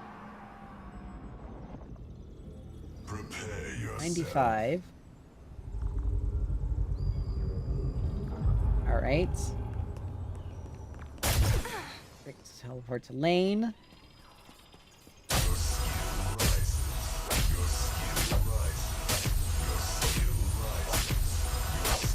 Alright.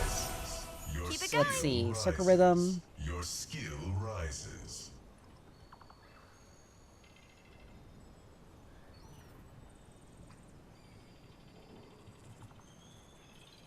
Okay, okay. Minions are spawning. So I think the damage is actually less.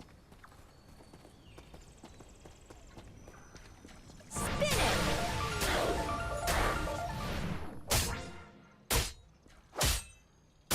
Okay, yeah. So every third auto.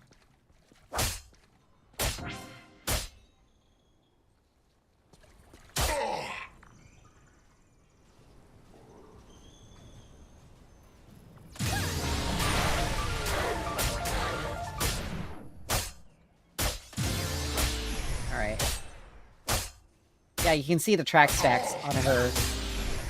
The stage is yours. Yeah. Okay, so it looks like her damage is actually decreased. Still maxing out, still does Circle up.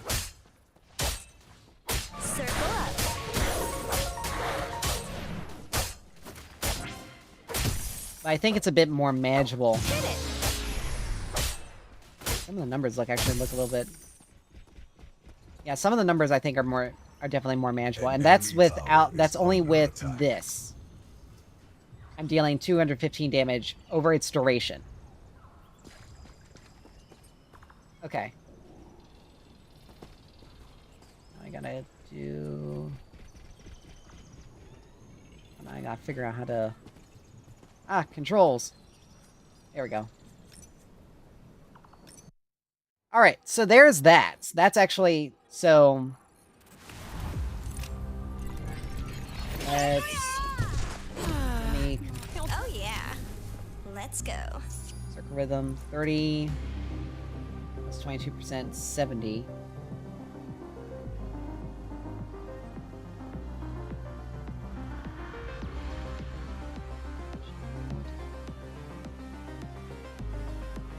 I think it's still maybe wrong. I don't know. But let's see, we could actually try the Daybreak.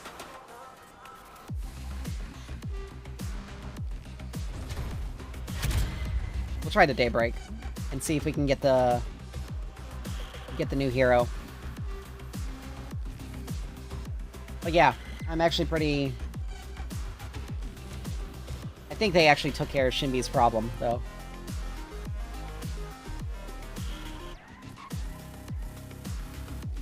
Because she should be getting a bigger shield than damaging. So we'll see.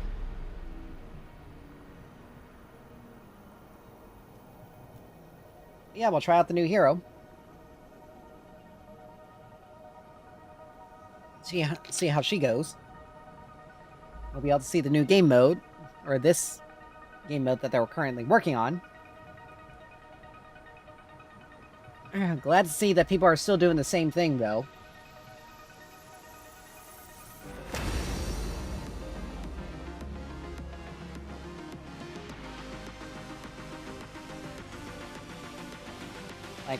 Like, legitimately glad to see the same type of stuff is still happening. Oh yeah. Let's go.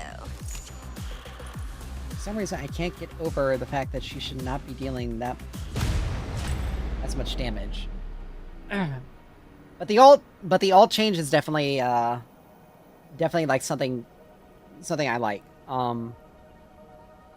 Because it does make her more team fight oriented, or she's or if she's dealing with multiple enemies, like she can still like dish out the damage.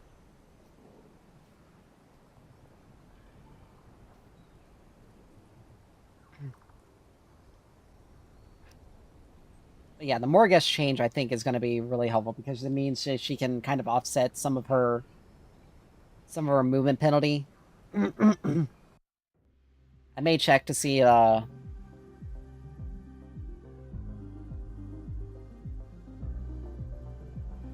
may check to see if her if Morgesh's targeting on Hive changed, or if it's still just straight lobbed.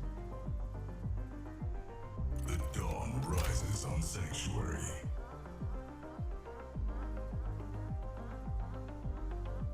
I better not get the fucking jungle.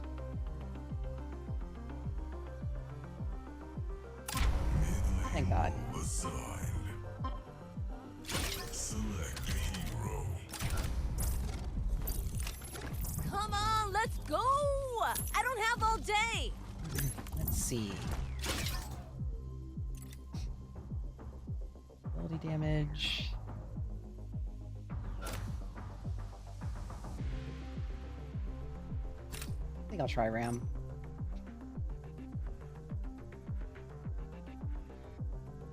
Yeah, I can definitely tell this our jungler is gonna try to throw because they wanted mid and they didn't get it.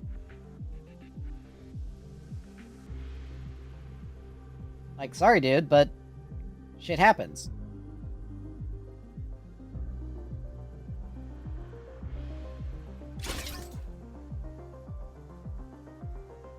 I think it's gonna be Crunch jungle. Like we have way too much magic power in this game, so it kind of sucks. So they can easily itemize against it, but it is like you should just, if you didn't want to play that, like I don't understand why in the world it took them so long to be like, oh, I don't want to. Like, dude, you're not going to be guaranteed to get. I mean, we can at least have the like the solace that we won't have to deal with them next one, because that's like depending on how many times they've dodged, we could depending on how many times they dodged, we could like if that was their first dodge, we don't have to worry about dealing with them for another 30 minutes.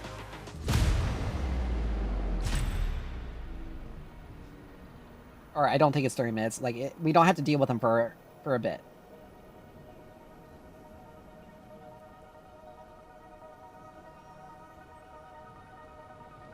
Like, I wouldn't want to be in the jungle, but I would say, while it's screwed up for me, and I'm gonna hate it, I'm still gonna play it. I'm not gonna abandon a match just because, like, I didn't get what I want.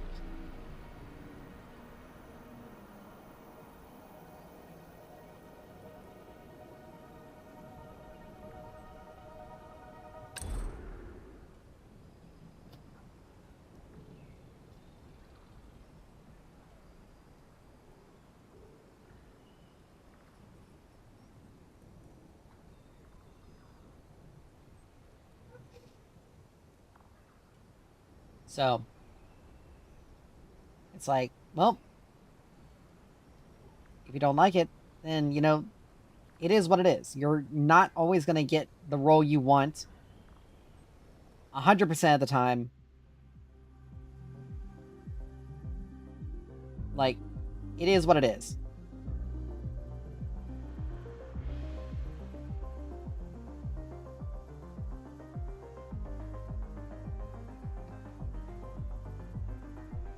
The dawn rises on Sanctuary.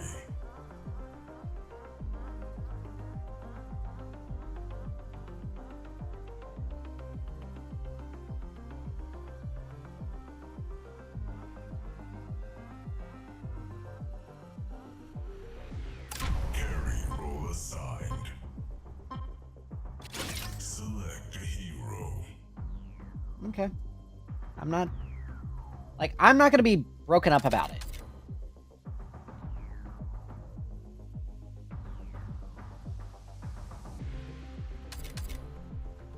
Like, I'm not gonna be broken up about it. Oh great, I have an Argus support. That's not gonna be...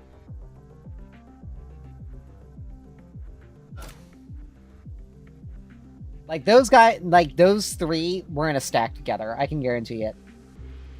They were in a stack together. There's no ifs, ands, or buts about it. They shall sing of this day.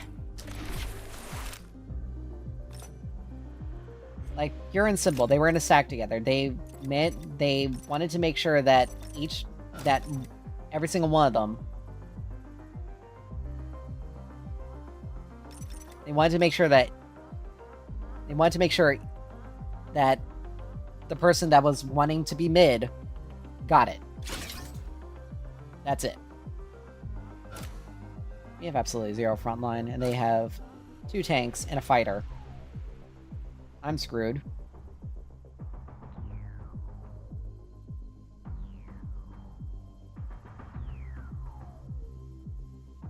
The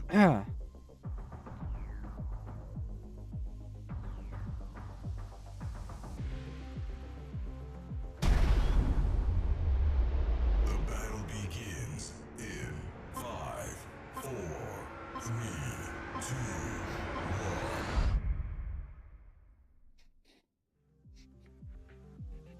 Oh, and he has the augment to move around, so that means he's going to be impossible to get away from. Urgh.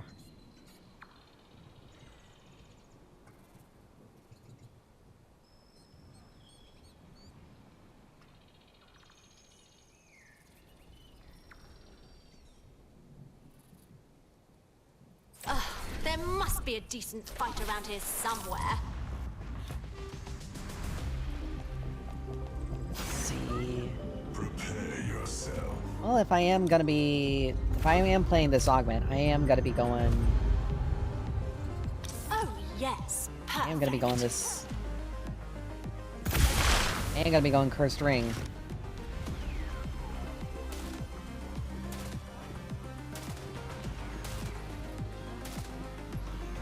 But yeah, this definitely gives me the feeling of, like, the original... Oh, they're gonna have to do a lot for jungle concealment. But they do have the pools, so this is like, Legacy... So this is like... Yeah, this definitely, like, is inspired by the Legacy map. Hands down. But yeah, you can't be stealthy or, like, hidden. Like, I know Chimera's on this side of the map. Like, they're definitely gonna have to do some stuff on figuring out how to... They're definitely gonna have to do some stuff in order to figure out how to... We're gonna have those that we're gonna have to contend with, but... Don't look up.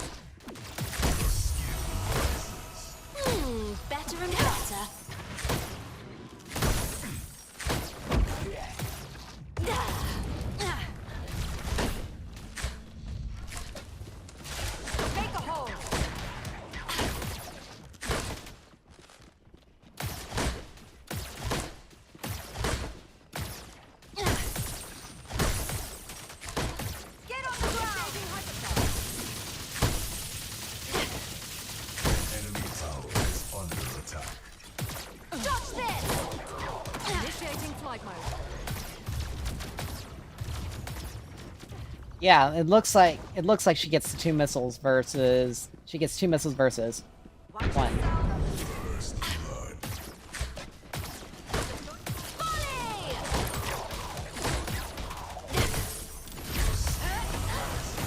Much improved. Oh wow, that like avoids that damage entirely. That's actually pretty cool.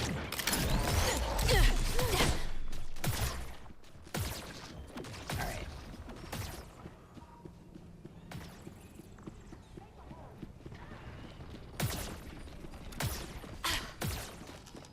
Dude, you're not being sneaky. I know you're there.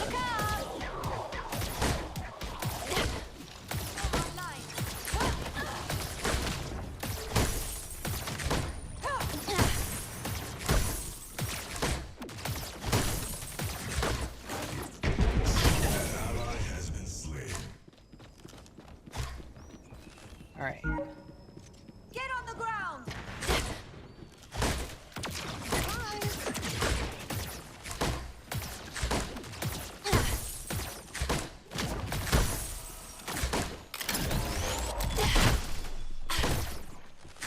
Deploying fire control. Top marks.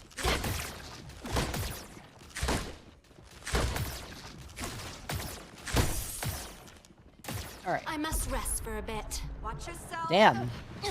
Minions are like showing up real fast. They like decrease the spawn time? Because I have like no chance to like recall here. Deploy bomb. An allied tower is under attack. Alright, I'll return in a moment. back up. Dude, I'll be back directly. I got money I can spend.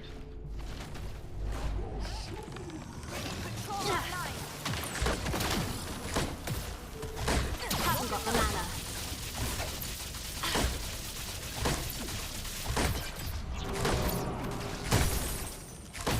An enemy tower is under attack.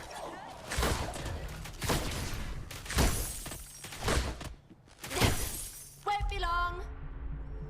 Dude, I need to recall.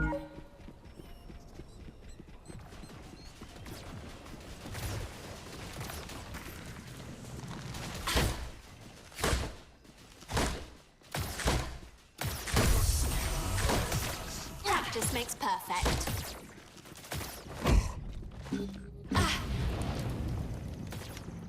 An allied tower is under attack. That'll do for now. Crowd control.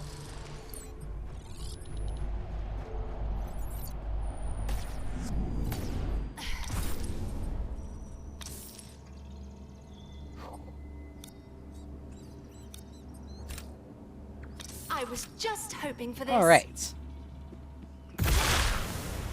Definitely a little bit better.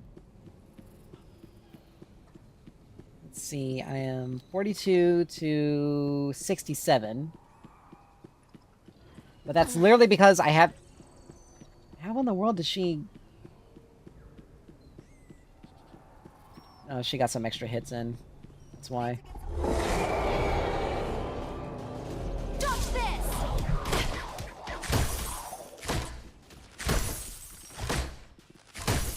An allied tower is under attack.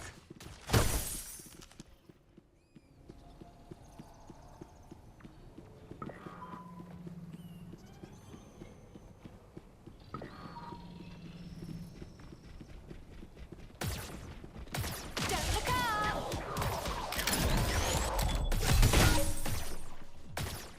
Dude, you're not being sneaky. I got that warded. She's a level up on me because she's gotten more... Like, her farm is higher than mine. Because, like... Let's see... Yeah, Bellica's taken some minions from me. But also, like... Dodge this. Ally has been slain. Get on the ground. An ally has been slain. Rises. Feels good. I don't know why the hell Fang Mao got... Dude, you are an idiot! An enemy Holy crap, dude.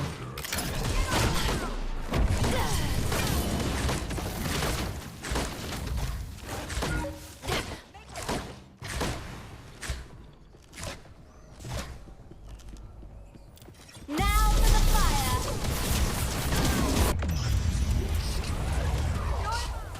I'm in a bit of pain here. Wow, way to go! Like, thanks for helping out. Arrows well spent.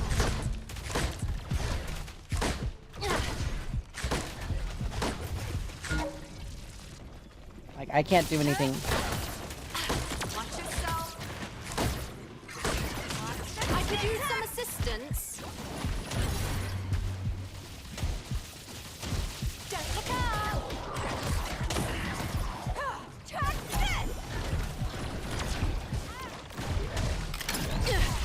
I can get it.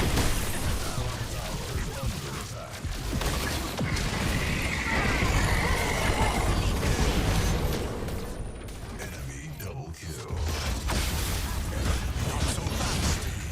My support's bad. Like, she didn't do anything. Like, she hasn't been helping me.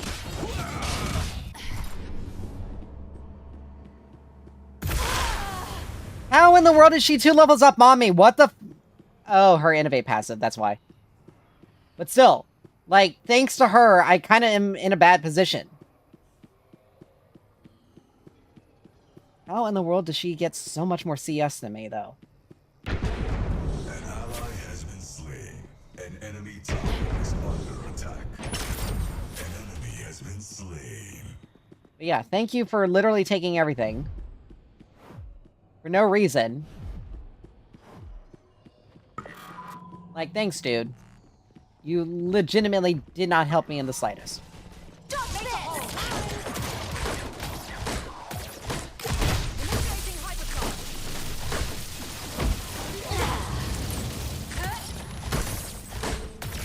Watch yourself. Inner fire ready.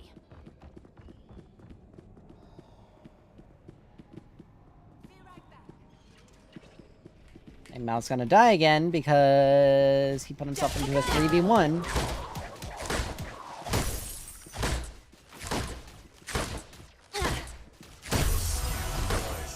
Much improved.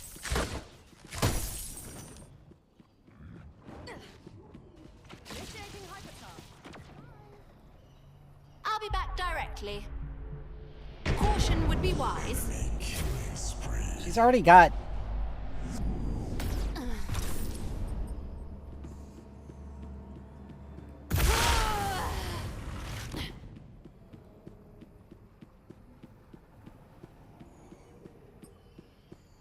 I need to get Sky Flare because I need some healing. Because I'm getting nothing from my support. You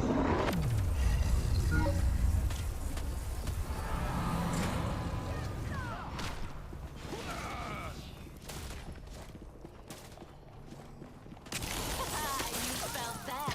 Volley!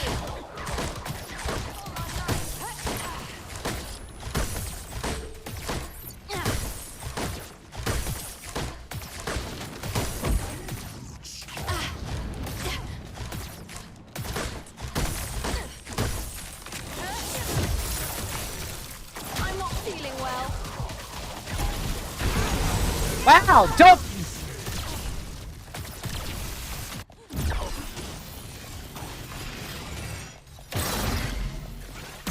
Gee, if only it might support... Flank! Enemy tower is under attack. Track this!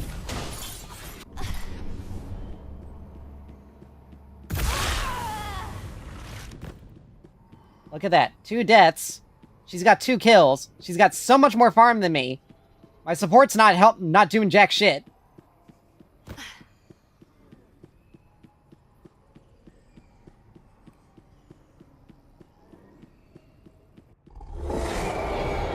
That's another Fang Tooth that we lost. Because our jungler is just literally not paying attention. An allied tower is under attack. I'll take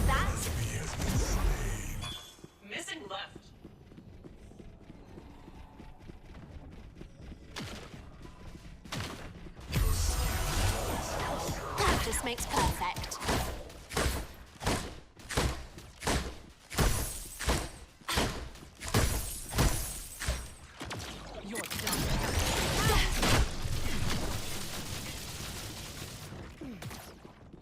An allied I love that tower my is support under just also attack. recalls. That's why they're getting so much, because they're able to get the fucking gold buffs.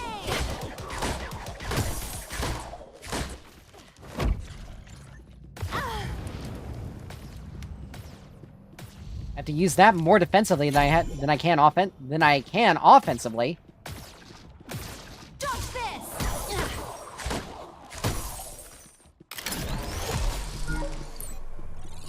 Make a hole! Like, you're not even hitting shit.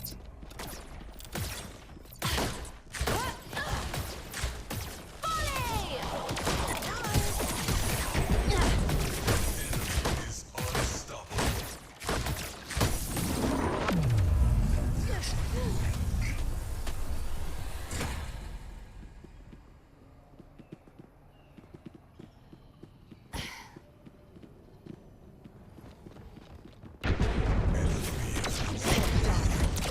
Why bring it closer to me? Has been slain.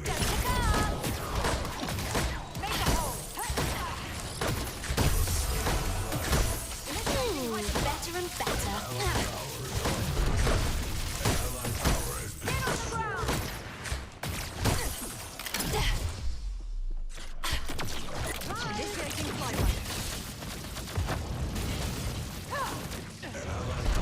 been destroyed. Bellica, can you actually do something? For once!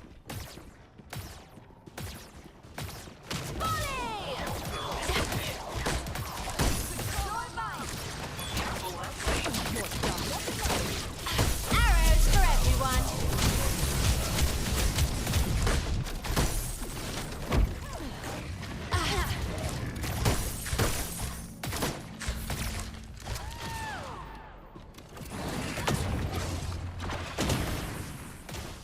Won't be long.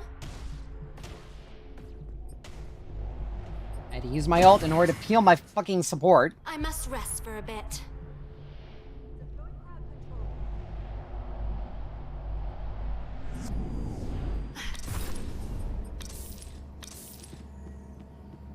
Let's practice this, shall we? Spree. An enemy has been slain. Like, Bellica is just... Like, this Bellica is just bad. She hasn't helped me out a single time. Enemy has taken many ore. An ally has been slain. And look, we got Gideon still sitting in our lane. Let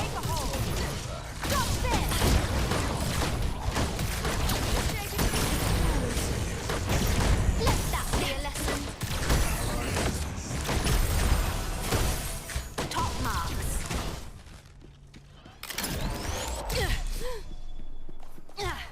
Excuse me.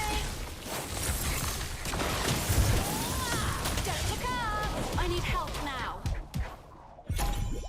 I'm heading back. Won't be long. Your skill rises. An enemy tower is under attack.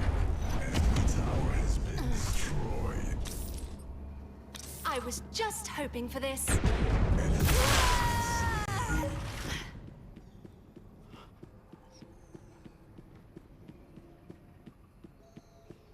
Like, we haven't had a chance to even get close to their turret once this entire lane, strictly because my support just hasn't been doing anything to actually poke them down.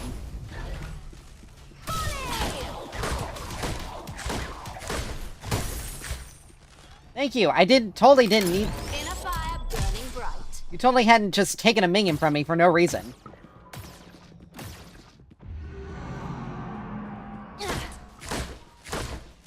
Dodge this!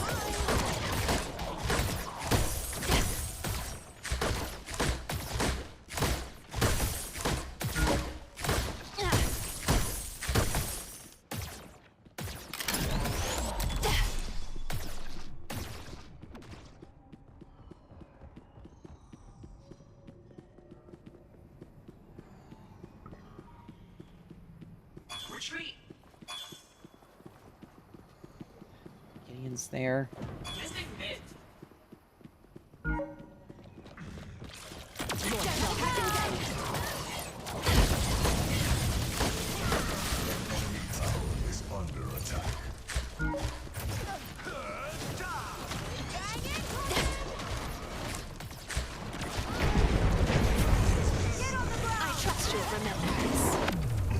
That was idiotic.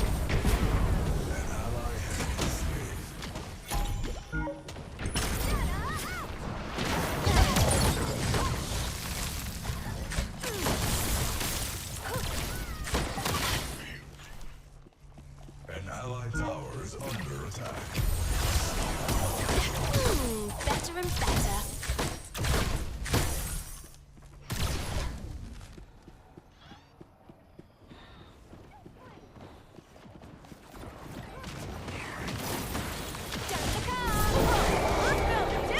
Never gonna happen. Virus for you!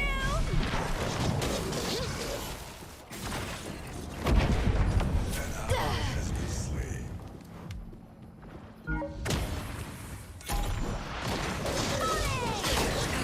Ally has been slain.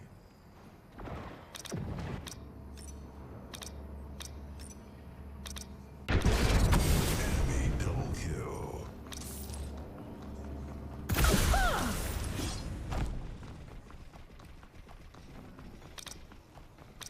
She's practically AFK. Like, I'm literally having to 2v1 the fucking lane for no reason. Tower is under attack. Tower has been destroyed.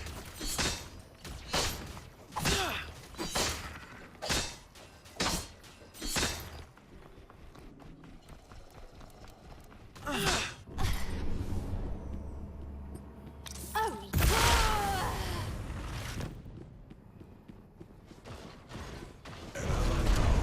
Yeah, two turrets because you couldn't just.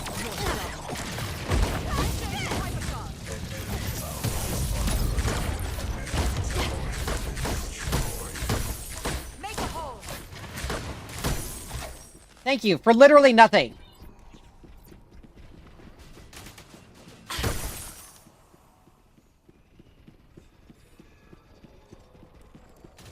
Dodge this! Why don't we leave them be? An ally has been No slain. surprise, Neon died there. Initiating hypercharge. You're done.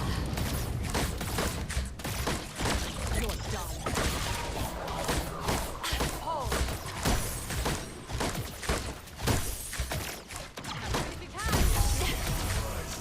Practice makes perfect.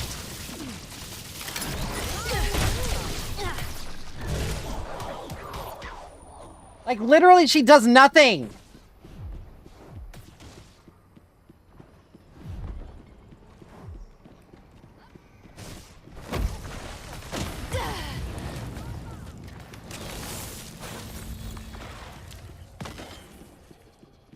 Crowd control. Like, literally, she has been doing nothing this entire fucking game. That'll do for now. I can't do anything. I can't do anything with her. Like, it's literally impossible for me to do anything.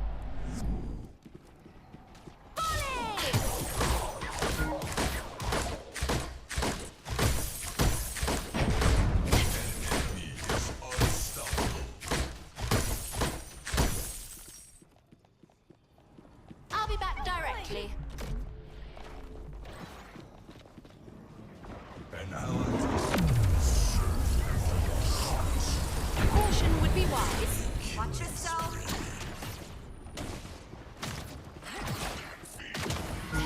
Retreat.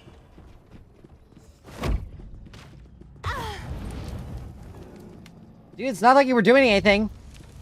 Missing mid.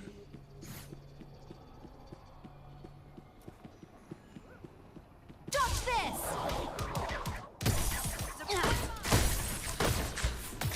You're done.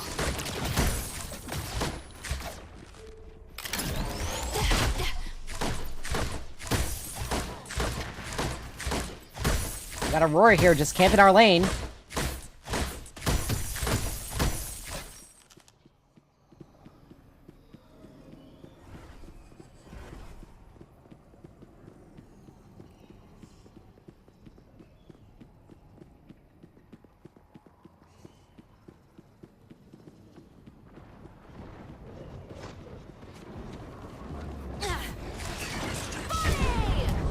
enemy is unstoppable.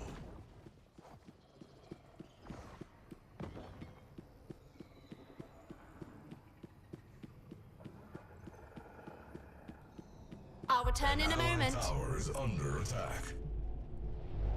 An allied tower has been destroyed.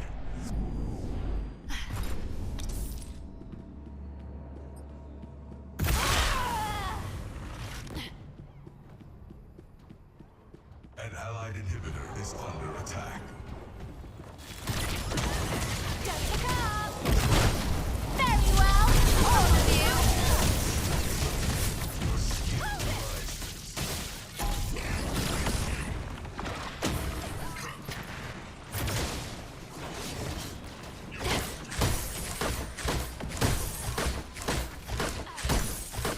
Bringing control online.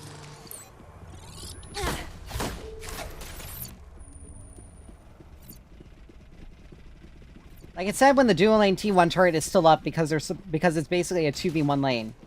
Dodge this! Since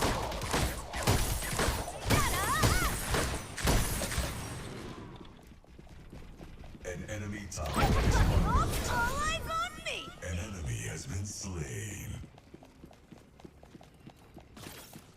Don't pick up!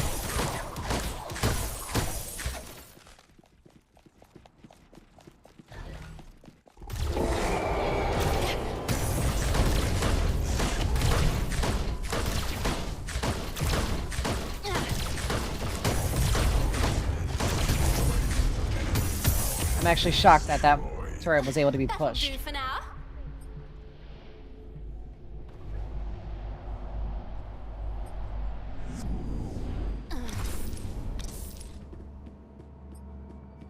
Let's see. Spectre's gonna be probably better.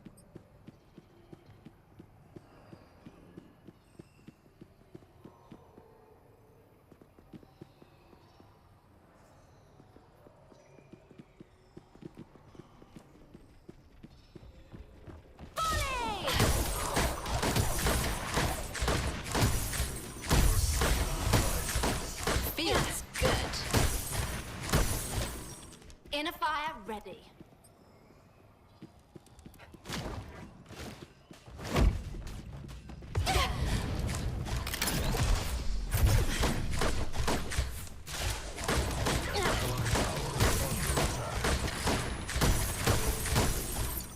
I Yeah, must rest for a bit. I need something that increases my movement speed. Because I can't get anywhere. I have like no movement speed whatsoever. Where the hell is this stuff? Oh yes, perfect. I need this more than anything else. And everyone's just literally ignoring.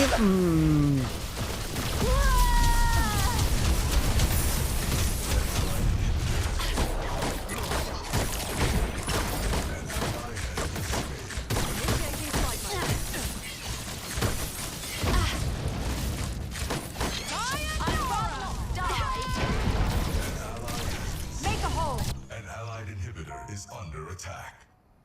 Literally, like, literally. An allied inhibitor has been destroyed. I can't do anything. I literally cannot do anything. Like, there's nothing I can do. The allied core is under attack. There's literally nothing I can do. Allied core is under attack.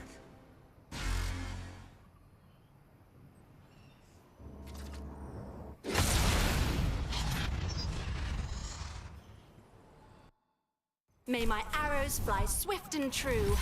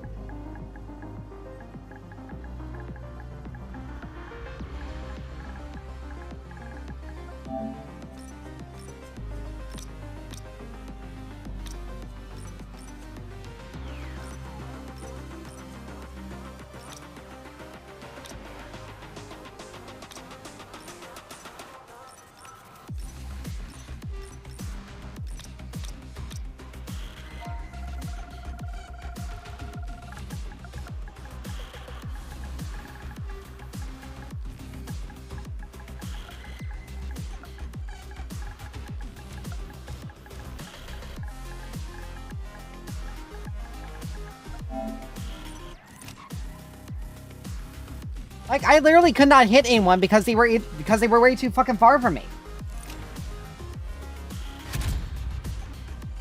Like, the only reason why she had so much damage is because she had ability damage.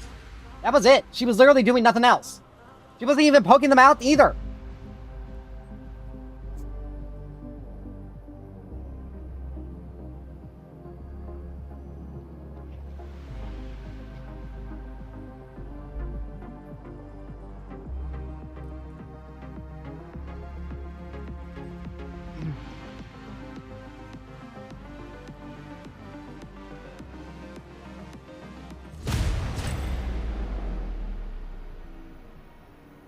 Like, just dog shit. It's literally what it was. That fuzz. We had a Countess solo who fed the entire game. A Fang Mao who literally just did not help any of who really didn't help any of the lanes. And also died a shit ton. And a support who literally did not hit anything. I think the one of the thing like, there was some movement speed shit going on there, too.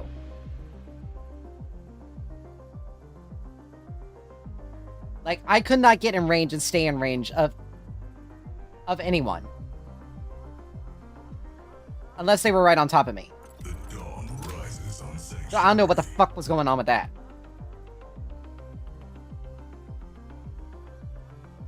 But definitely in this mode, like...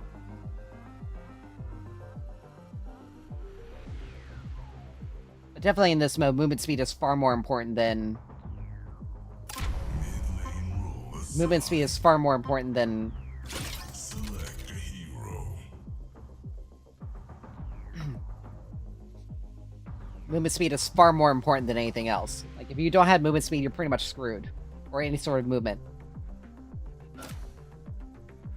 Because that attack, like... If I'm gonna be playing on the Hit Sparrow, I have to be running the... You've come to the right girl. I'm gonna have to... You have to run Dust Devil. You have to run Dust Devil. If you're playing on Hit Sparrow. Hell, if you're playing Sparrow in general, you have to run Dust Devil. Time's running out. Because otherwise you lack the movement... Unless enemies are coming to you, you lack the movement speed to be able to move around. And catch enemies.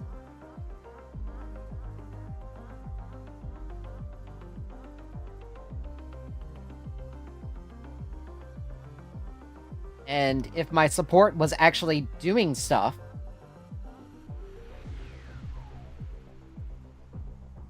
and actually helping me out, poking them down...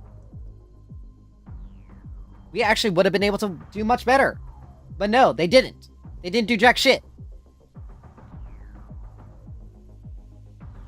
Yeah, they did more damage, but guess what? Doing that damage does nothing when your own ally is having to take... Like, when your own carry isn't able to rely on you to peel for them, or to give them any sort of help whatsoever, doesn't matter if you're doing damage. Because that damage is being wasted. It's going nowhere.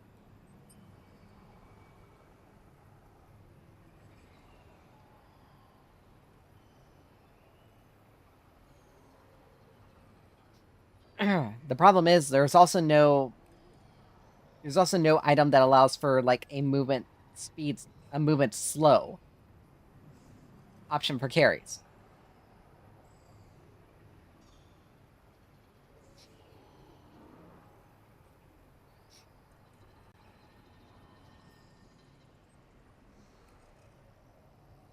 Access granted. Time for some fun. Hiya for that. That one looks so good on me. Wow, that was just... Physics overridden.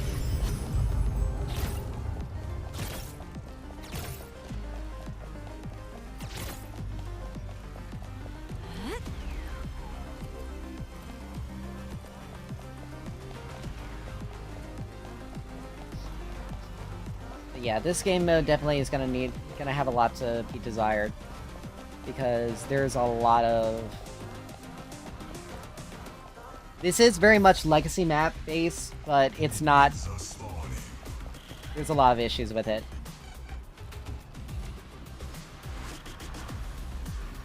And I don't think Akira has any idea what the hell they're doing either.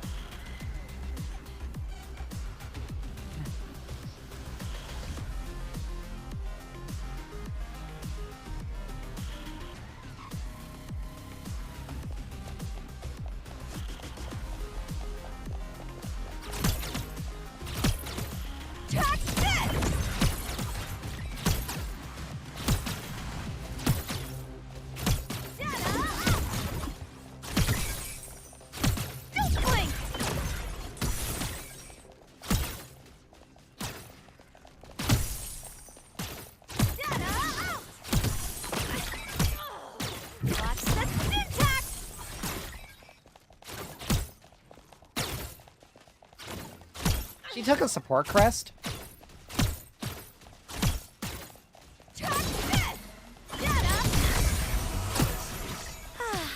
I love a good upgrade. I'm picking. Watch the syntax.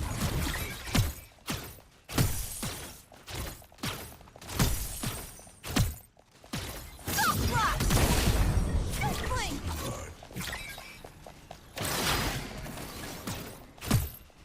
Track this.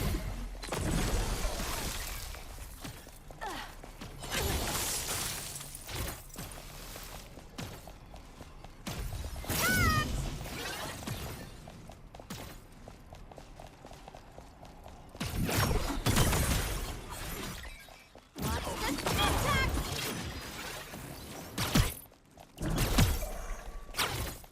Close it.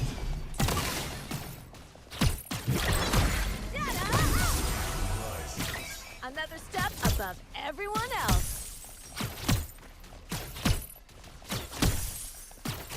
Watch the syntax.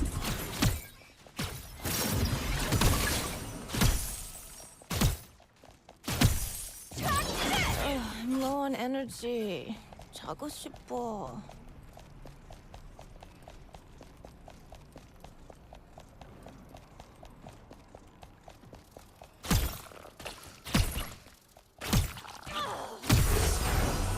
Extra bandwidth unlocked.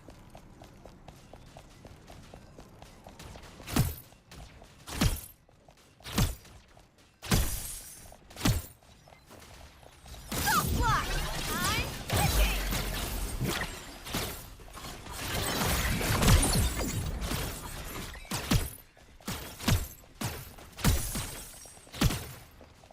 Blink.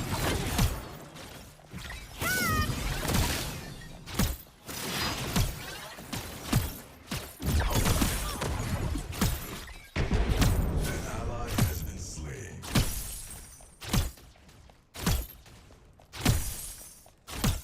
Track this.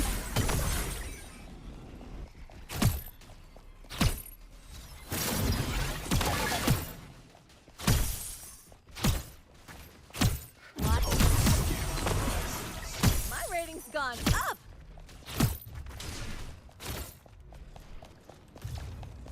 An enemy tower Alright. is under attack. Routing signal back home.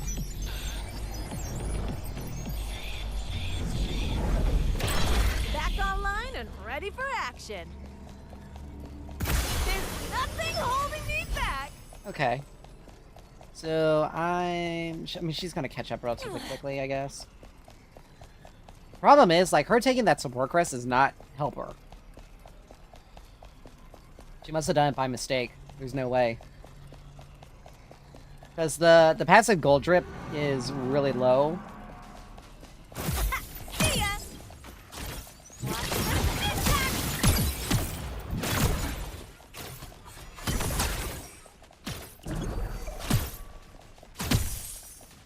Blink. Track this. Close it. Watch the syntax.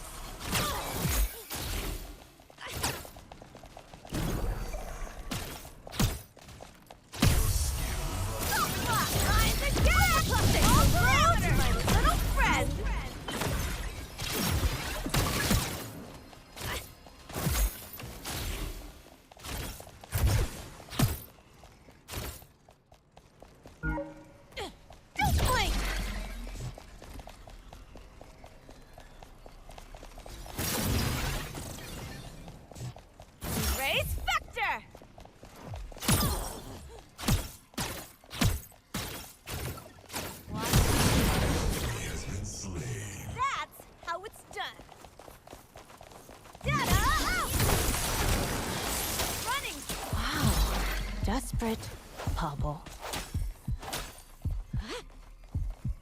Bye. Hold it!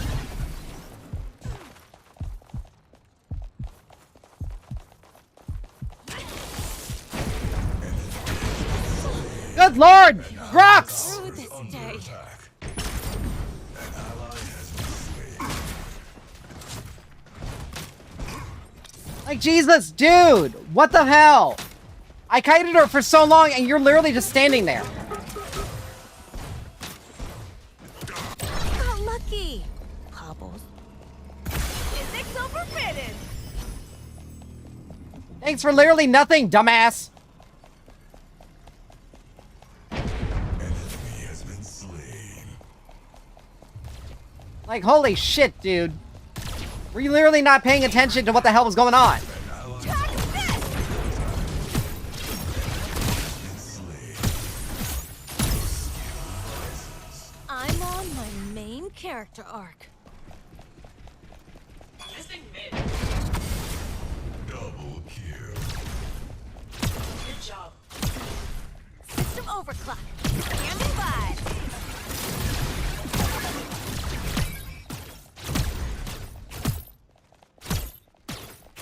Don't blink! Attack!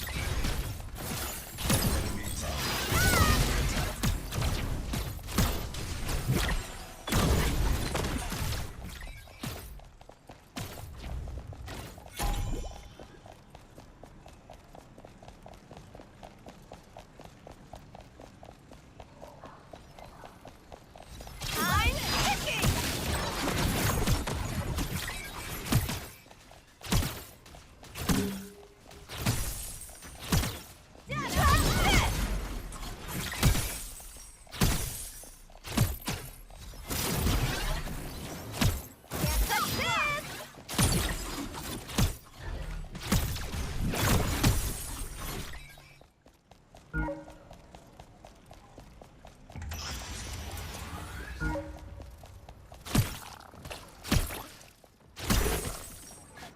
Subroutine enhanced! Try to keep up!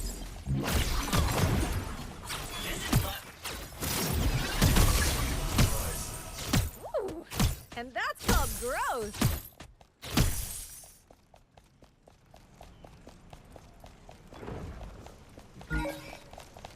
Touch this! I'm OP! System limiters for deleting your final thread!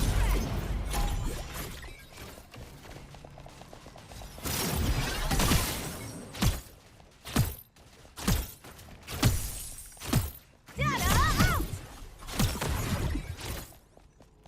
An allied tower is under attack.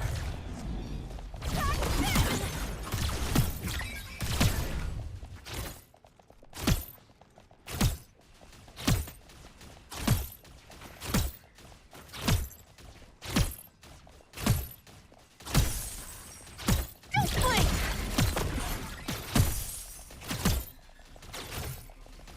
Watch this impact! Enemy tower is under attack. Hold it!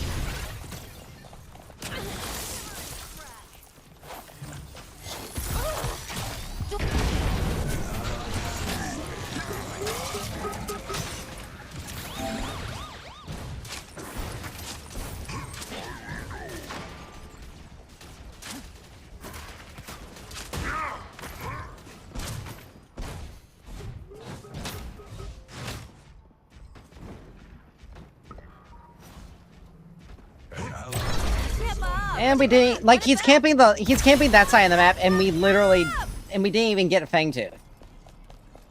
Like, dude, you are fucking useless.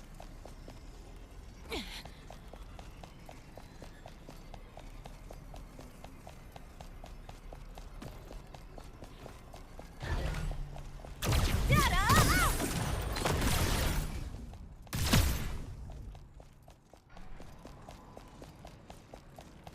Kill switch ready!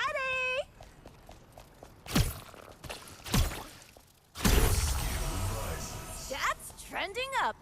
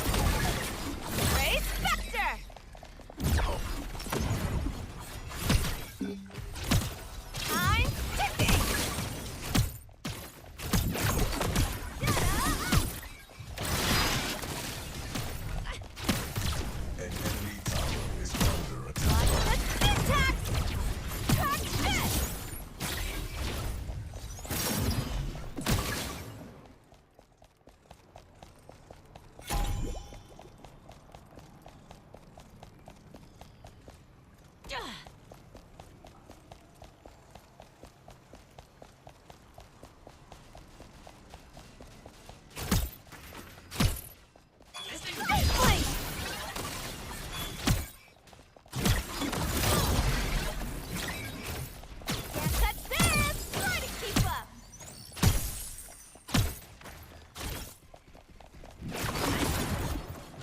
Hold it! An enemy tower is under attack. Careful, middle lane.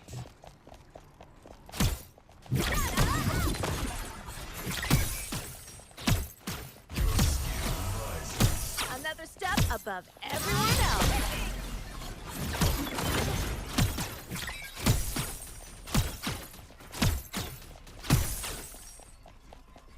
Stop block! See ya!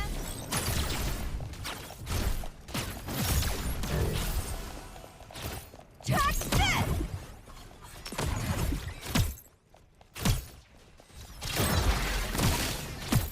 Ta-da!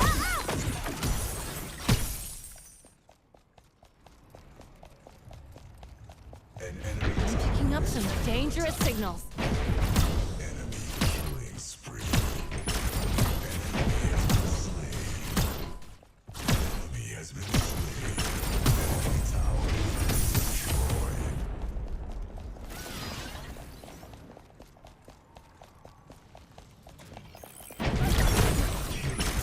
Oh yeah, I'm feeling optimized!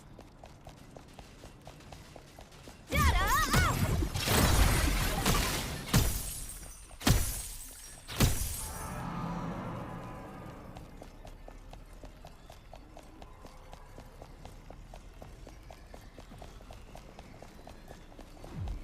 I'm hitting!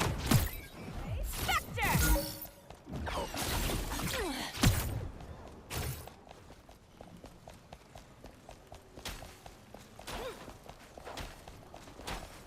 Check this! Running buff parameters!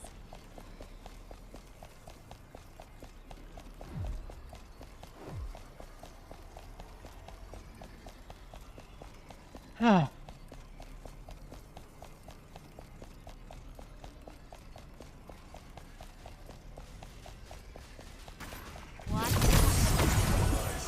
I'm on the... Oh, I'm built different! All eyes on me! I accidentally did that. Did not mean to do it.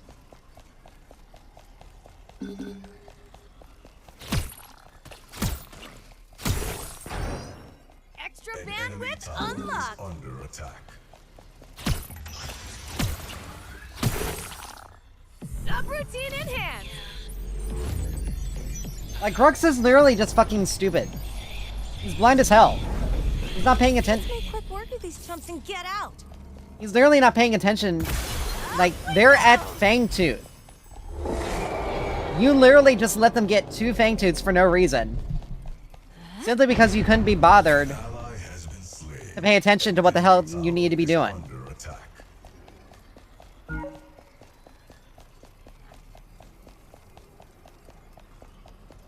And I can't do anything with that. Enemy double kill. Like, you literally just...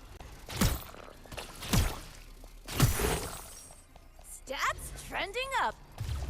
Attack middle lane. Check this!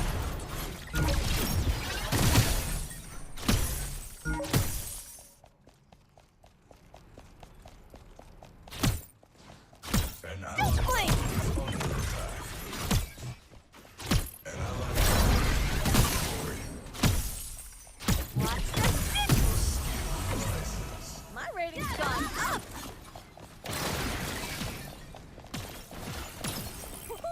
I'm about to die!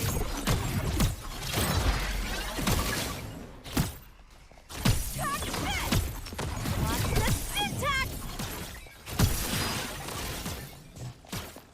I'm way too far up. Grux is literally just someone who... Just blink! Hold it! An enemy tower is under attack.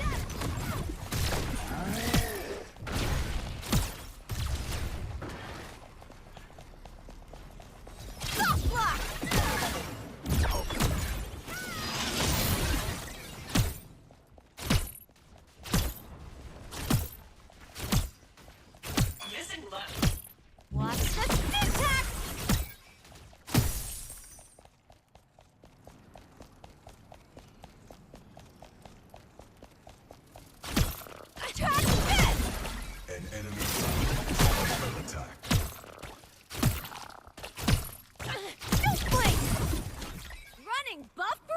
orders.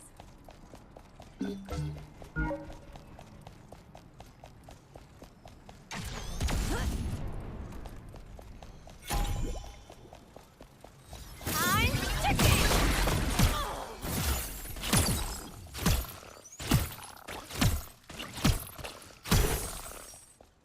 Subroutine enhanced.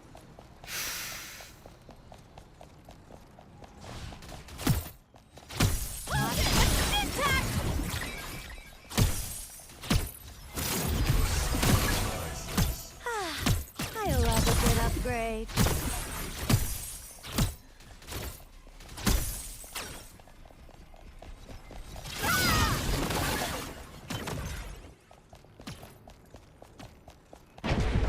An ally has been slain. BRB.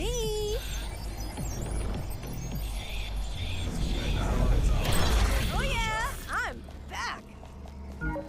Quantifying gravity. An ally tower has been destroyed.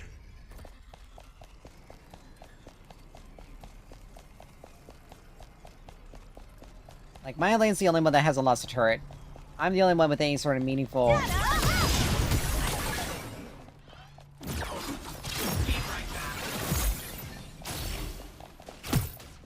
Track this.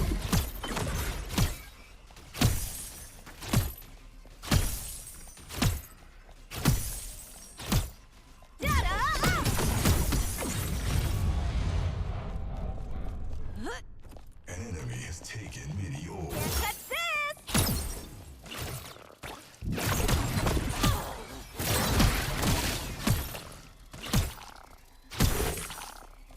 Oh yeah, I'm feeling optimized.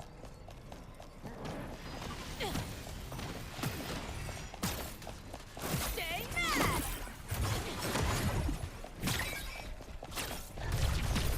Don't blink.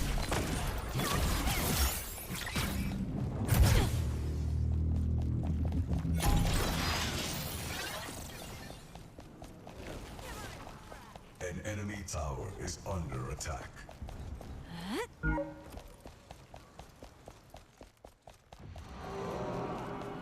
How in the world is Grux losing to her? Like, yeah, she's got Tainted Guard, but... Grux doesn't... Oh my god, I have... No wonder he's so fucking weak. I'm ticked. Another step above everyone else.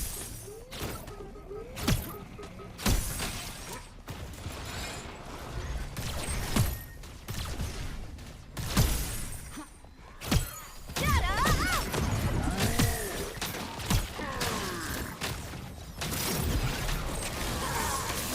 Great Spectre.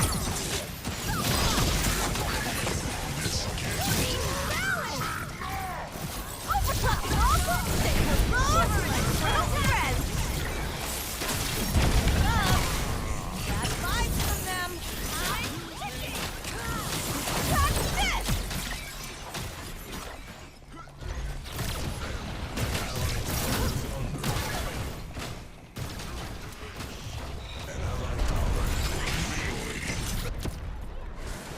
Boing. You up. They're so obsessed with me. Enemy is Cut this.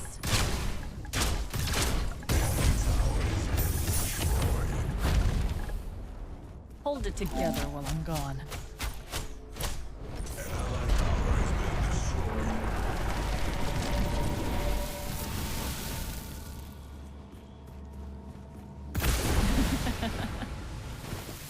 Go! ally tower is under Harry's literally doing nothing either. An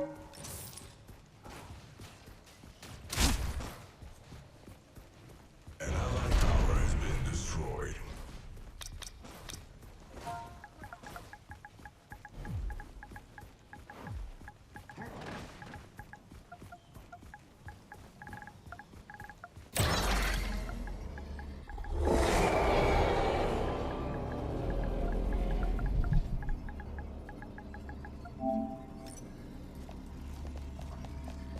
Going up. System overclock. Standing by. Like, he's quite literally done nothing to help us. His 3 kills mean absolutely nothing because he didn't give us anything.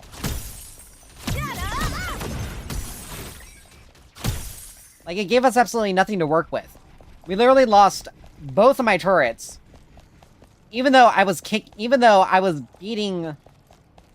My deaths were all a result of multiple people in my lane. That's literally all it was. Extra bandwidth unlocked. It had nothing to do with the enemy. Hold it. It had nothing to do with the enemy Neon's skill.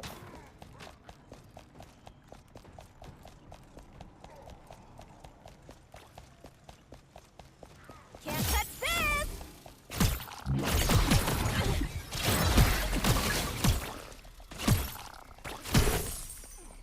Oh yeah, I'm feeling optimized. Ultimate ready.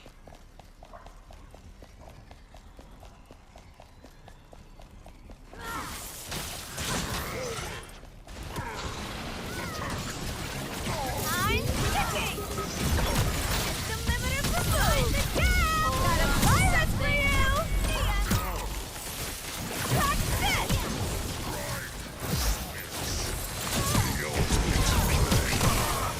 Shut up. Shimmer and crack.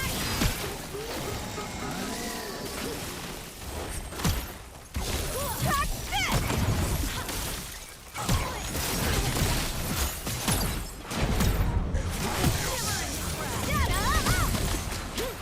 Enemy tower is under attack.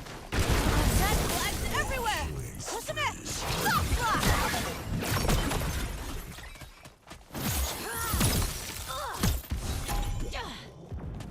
Track this. Wow. Desperate. You're in my way. Watch the syntax.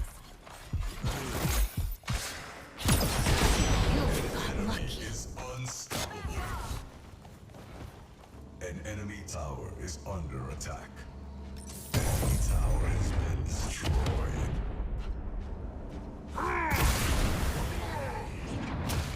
Like, I'm doing damage. I just don't have...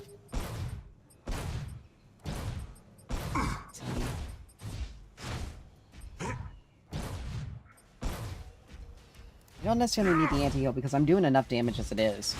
An ally has been slain. But getting some extra cooldown would be pretty helpful. Like, Rux is literally useless.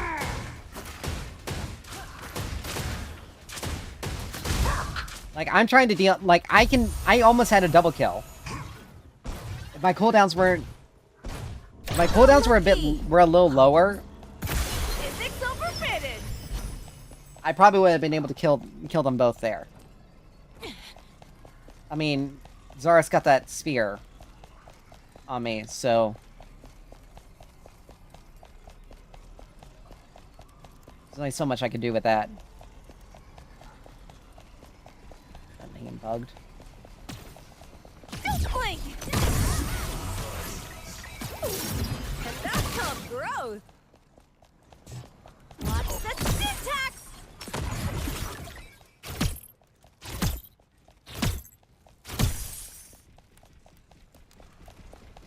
Like, Rux is literally doing nothing.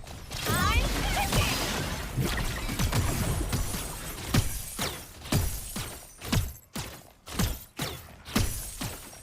Don't play mad.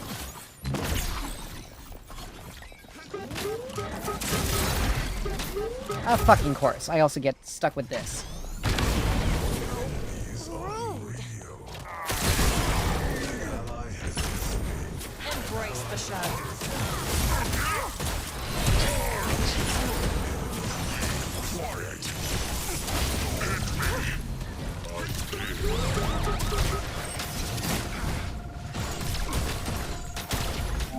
On my way.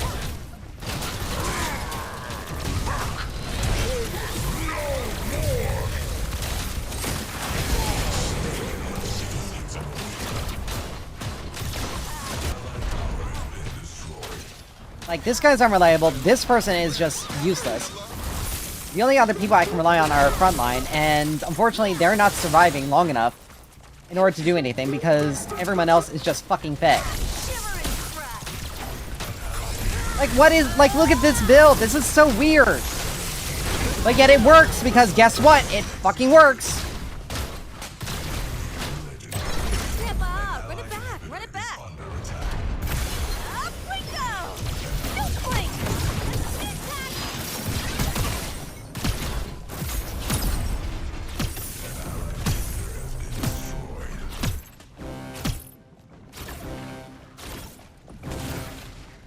The allied core is under attack. Track this!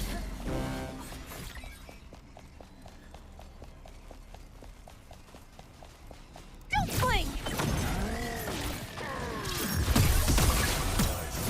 I'm on my main character arc.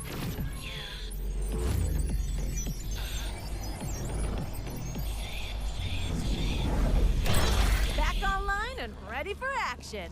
There's nothing holding me back. Like, there's a, like... I've been able to do so much.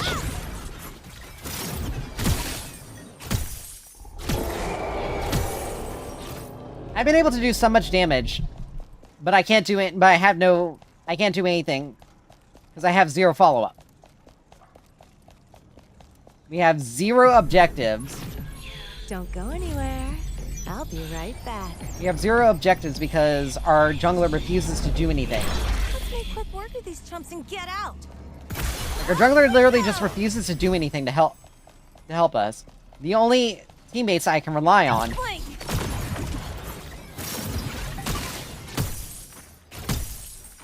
Watch the syntax. the only people I can rely on is Steel and Aurora. And they can only do so much.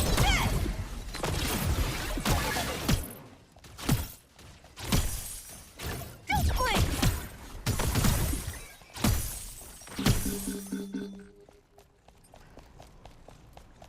Like, there's literally nothing that I can actually realistically do. Like, they're not even looking at where they need to be on the map. Like, there's no objective on that side of the map. Watch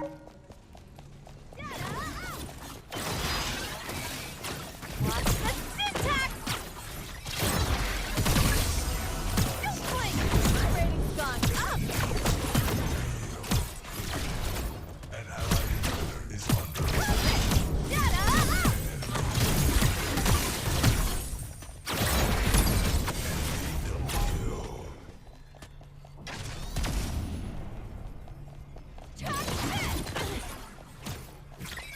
I'm ticking.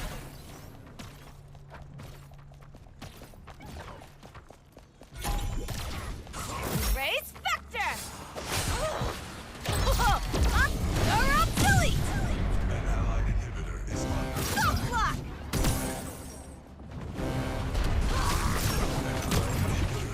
Who needs backup anyway? Is unstoppable. Hold it.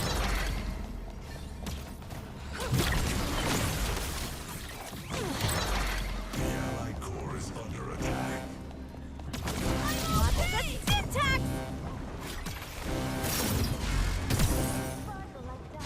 The allied core is under attack.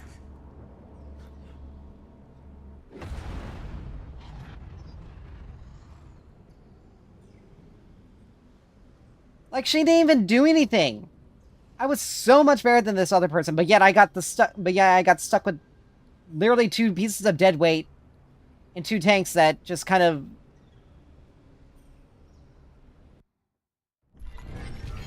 Come on, let's go. I don't have all day.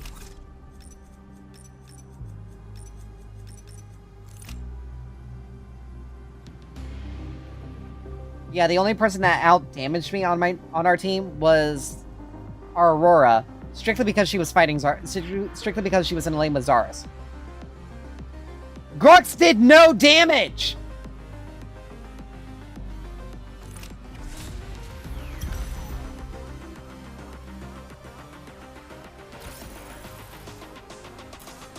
Like, you cannot tell me. You literally cannot tell me.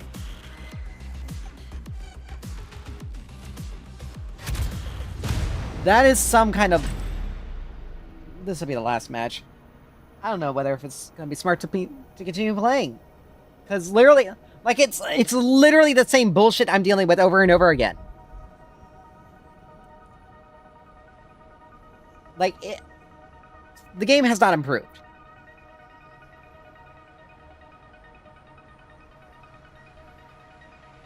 But yeah, that's Neon.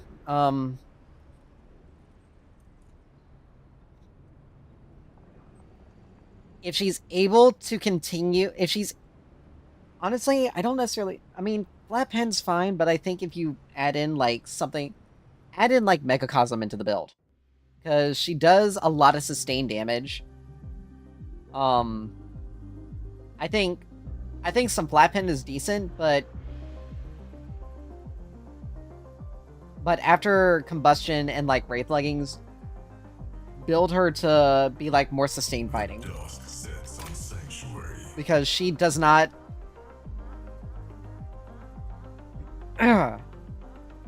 Because realistically, like... She needs the cooldowns. She needs, like...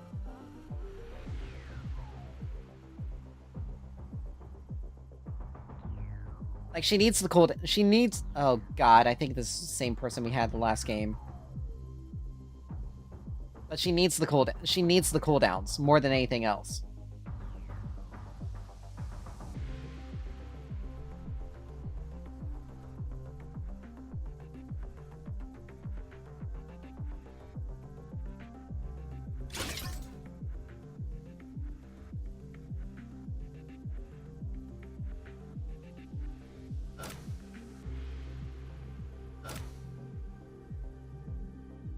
They're definitely going to be nerfing the movement speed augment for Morn, because there's absolutely no way that... Like, there's absolutely no way. Flesh, mind, spirit.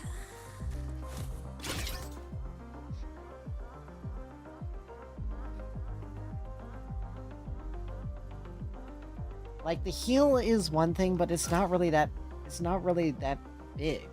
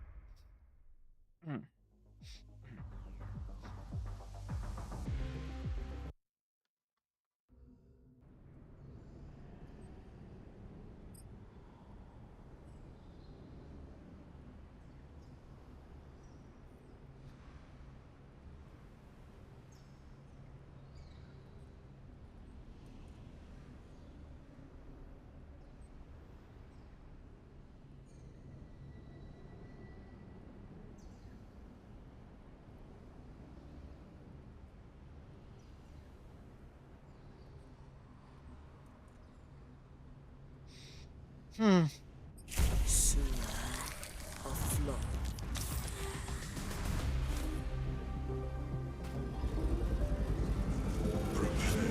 Alright.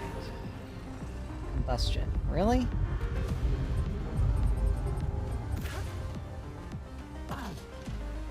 Combustion.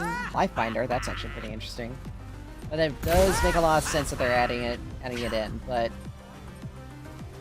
Sustained damage is more important. Because they have a lot of front line. I'm definitely getting Megacosm though. But yeah. Entropy could be good. Minions are spawning. Actually, I could just go Combustion and not worry about Entropy because I am gonna get... Megacosm does give me... I am gonna have a fair amount of pace in this build, never mind.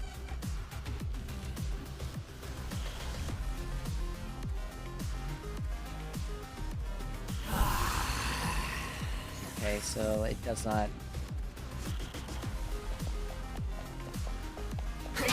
Eat them.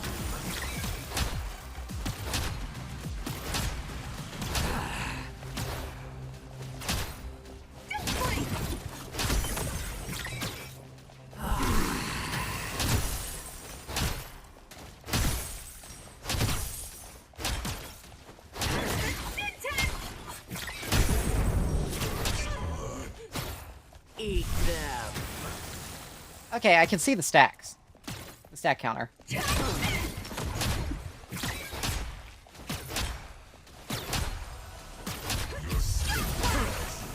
This body has grown.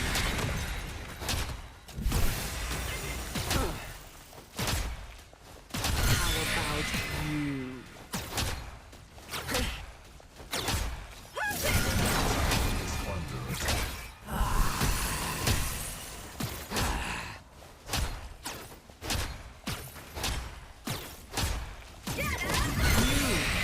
Chosen.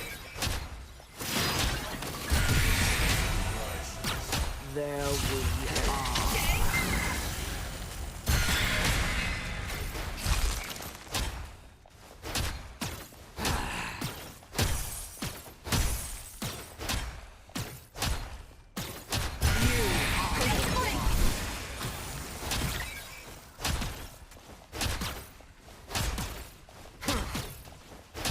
How about you?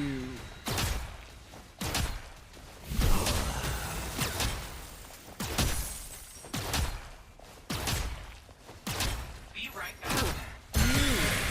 Chosen. Can't touch this!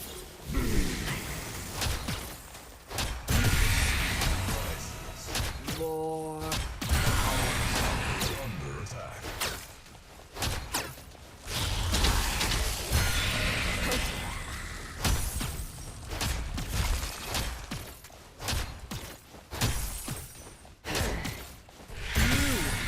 Chosen.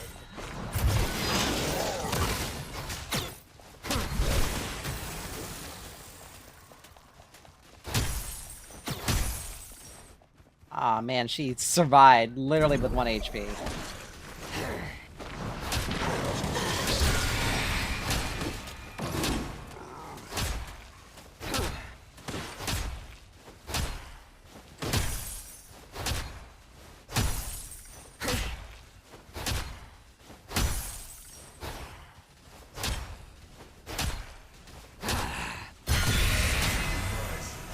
The waters rise. An enemy tower is under attack. You are the one.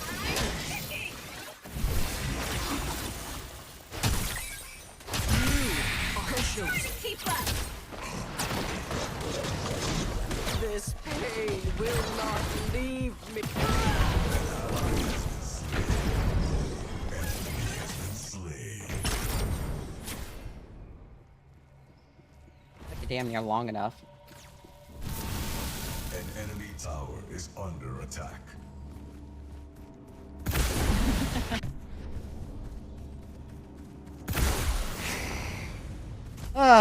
But oh well. Like, if I have enough, like, if I get to, once I get to level 6 and she lives with 1 HP, I can just ult her ass and she's dead. There's nothing she can do about it. Eat them. You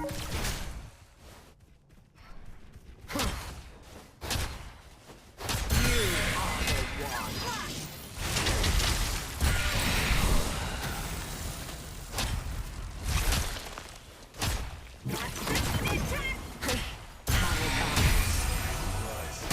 Another door opens. You are the one. System limiter free! Bye-bye! Here's the God! You are chosen.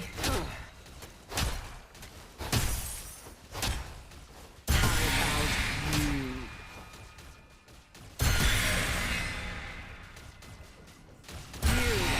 Aw, man. An enemy tower is under Yeah, the cooldown reset really, I...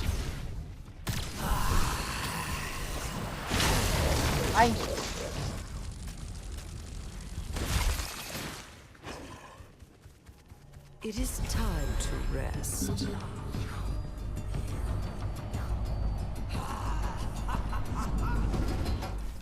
Yes! Good. An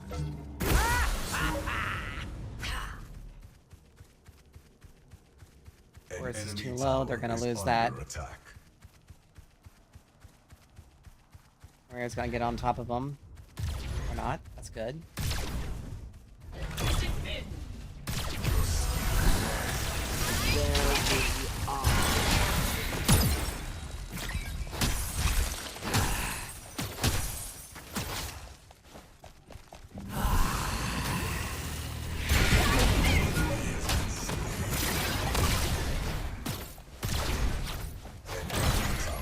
Eat them.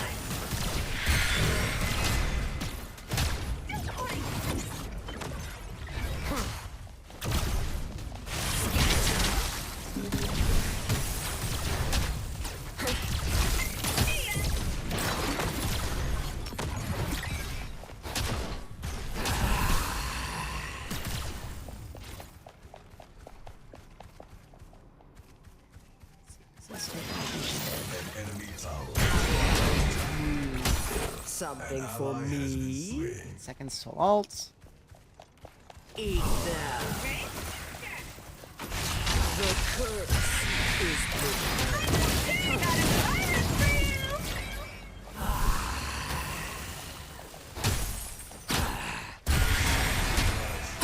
The waters rise. Eat them. Under attack.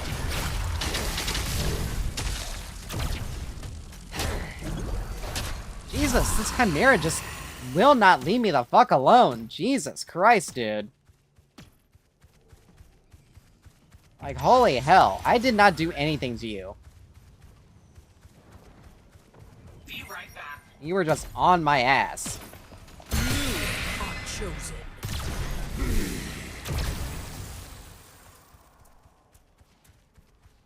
Retreat.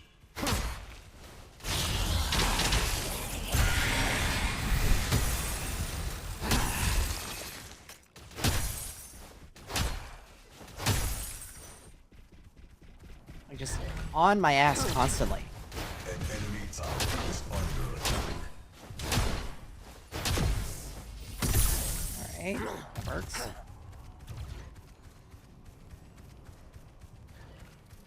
How about you? This belongs to me. Isn't enough. Eat them.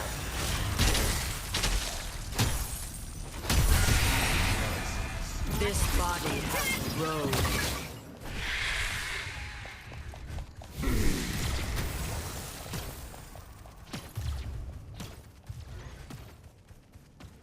An ally tower is under attack. Grind them to dust.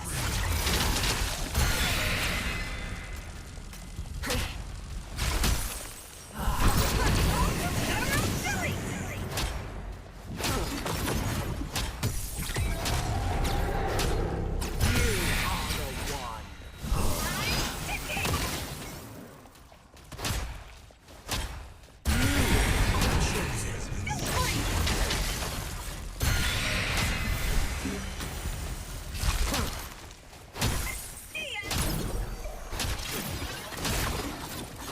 How about you?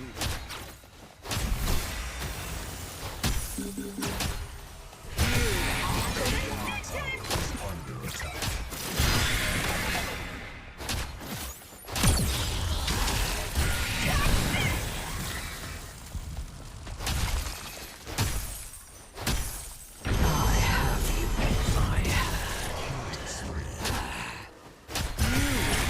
Chosen.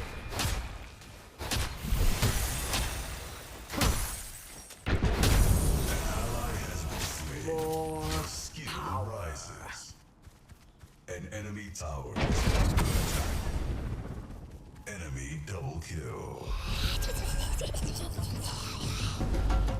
I feel it in my bones.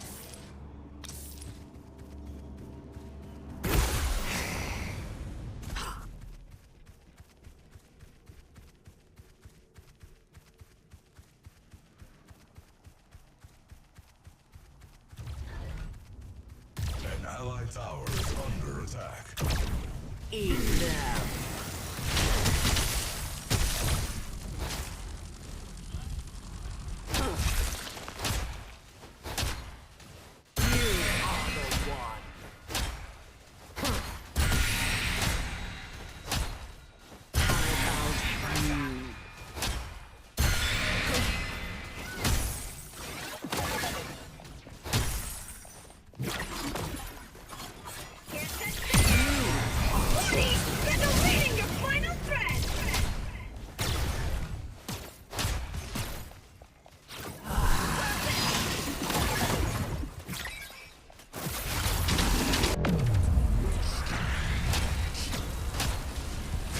Eat them.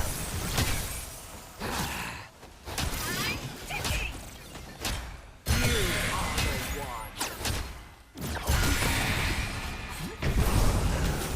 You are chosen. An enemy tower is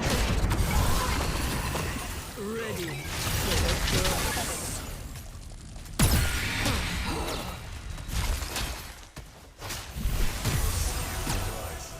This body has grown. It hurts.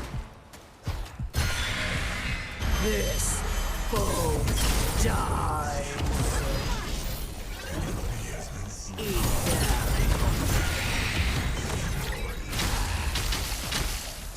You are chosen.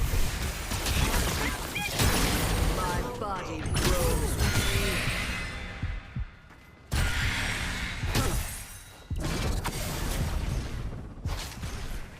enemy tower is under attack. It hurts. That's why it's not smart to dive a Morgash onto her turret, especially if you don't know if her ult is up. Rises. There we are.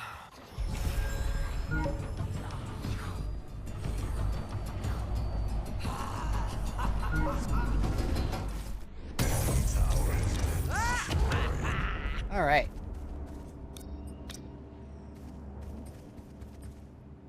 Yes. There we go. Good. We get Lifebinder. I don't know why Decker is there, because she is... Wow. Is that just from Decker damage? Holy crap.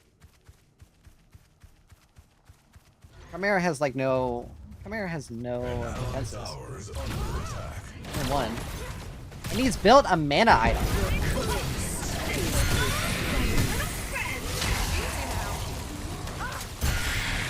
Ready for the curse. Eat them.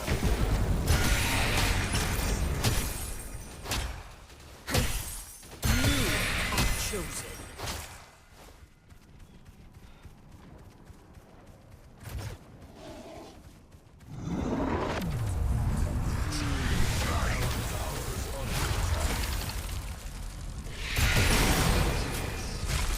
Be free.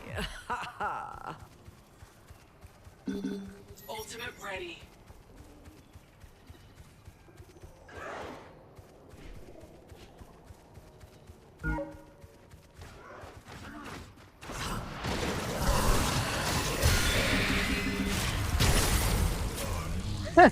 Out of my sight. You are the one. This foe dies. Oh. I could have actually gotten that. I think Neon's gotten... Eat them. Let's just go.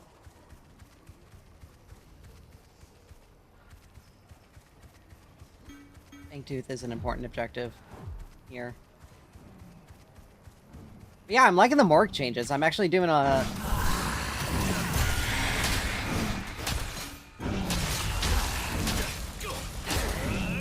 Eat them. For now.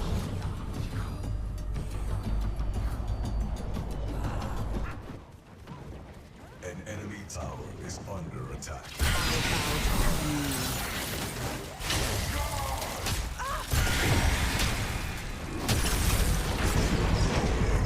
Leave this place. Heroic.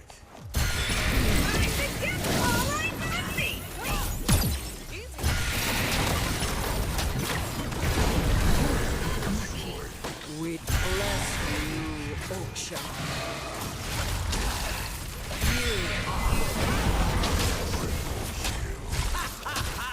They could do nothing. The curse is prepared.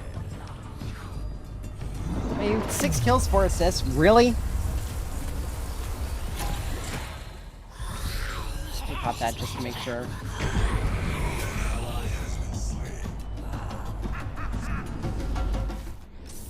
feel it in my bones. Yeah, I'm like...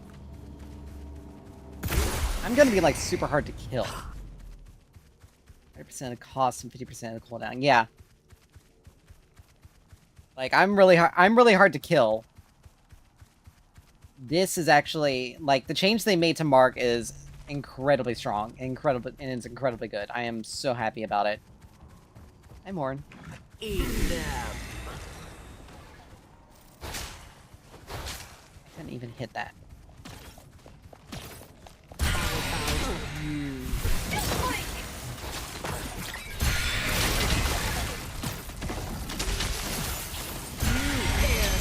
Hi! Legendary. Your skill rises.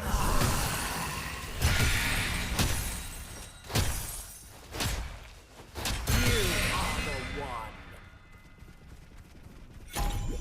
Like, I think that's just a little cruel there. Hey, come here.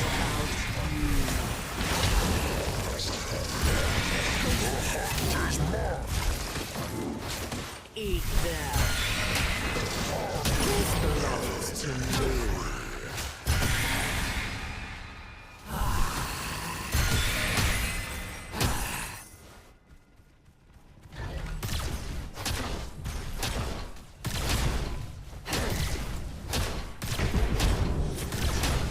Eat them.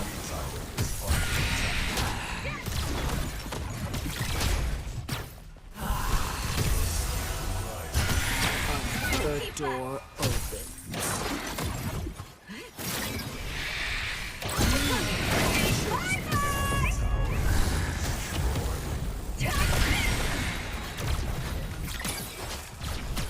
Eat them.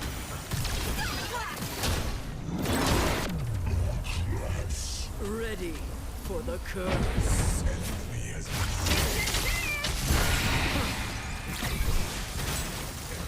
I have you in my hand. legendary. An enemy tower is under attack. If you only managed to get that. Oh, if you only managed to... You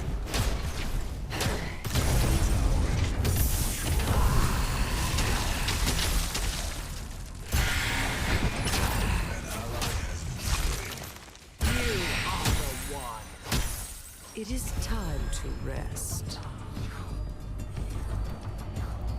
How about you?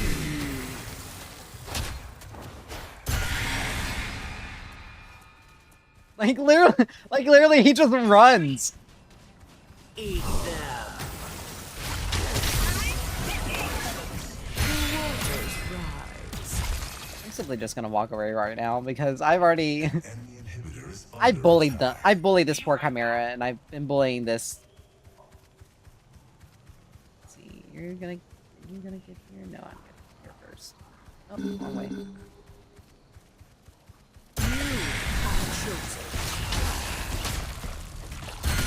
Something for me. The curse is prepared. Ultimate ready.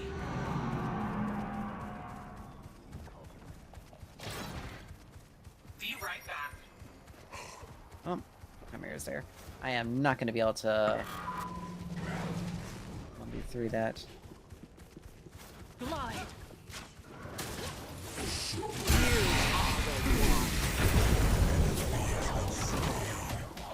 An allied tower is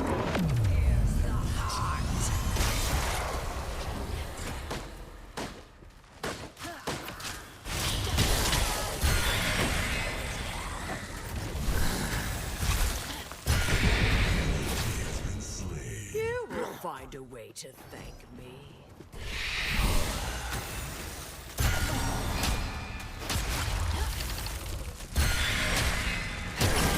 Grind them to I'm sorry, but dust. it's gotta feel real bad to just get run down by a Morgesh like that. I think they decreased her basic attack range though.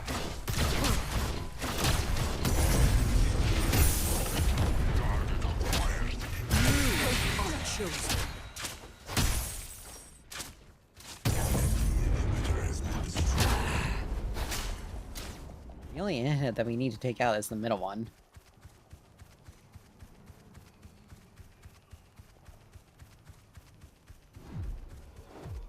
We even got Shaper here too. Where the heck is it? The enemy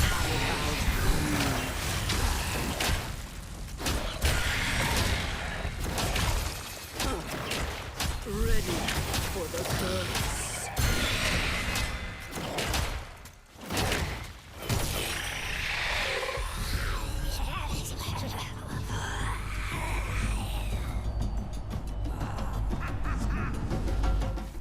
Yes.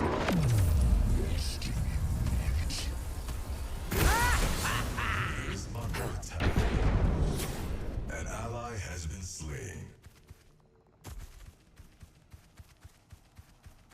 Attack Fangtooth. An ally has been slain. An enemy has been slain. An ally has been slain. This belongs to me.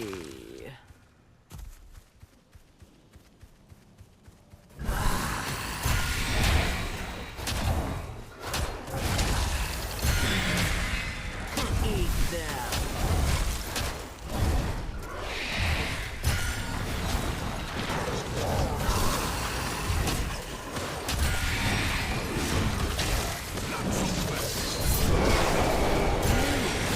This foe dies.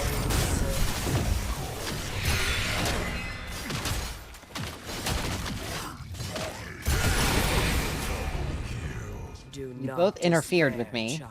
so you both deserve You to may die. learn. An ally tower has been destroyed. I will take it. How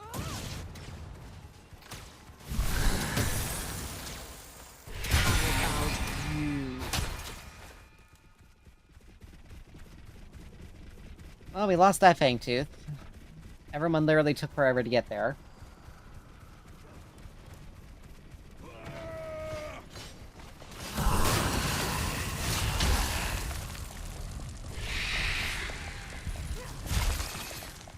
Oh, I hit that hit. That would have been so good.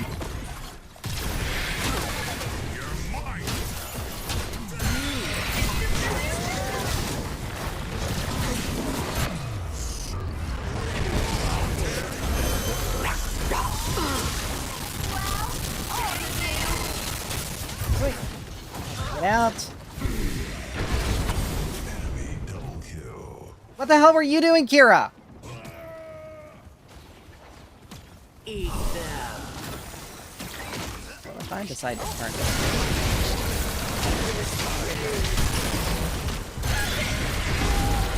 I still... Has been slain.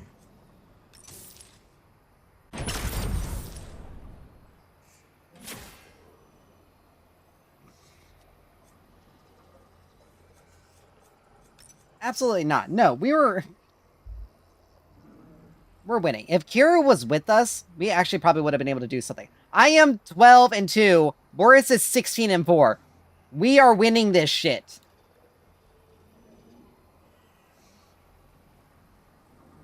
Like, we have 2 inhibs down. They can't really push out. We put 1 inhib to about half HP. We even fought under it. Attack. And we're still able to do so much to it. Like, The I enemy am... core is under attack. I'm not one person that you need... Like, right now, myself and Boris are the strongest on our team. Yes. The enemy core is under attack. I don't understand why in the world they went for that, because that didn't really make sense. But yeah, I am loving the Morgesh changes. The increased healing with Pestilence is pretty decent, but the ability to keep, like... The ability to keep, Something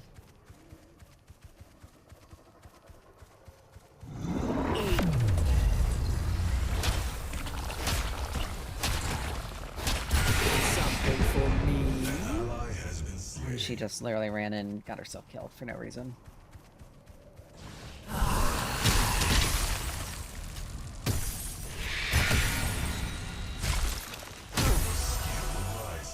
Another door opens. Like right now it's 4v5. Bale's about to get himself killed. He is very strong. Like where's that? They literally have prime buff. Why in the world are you going so crazy about this? Then again, they are pretty low. An allied tower is under attack. I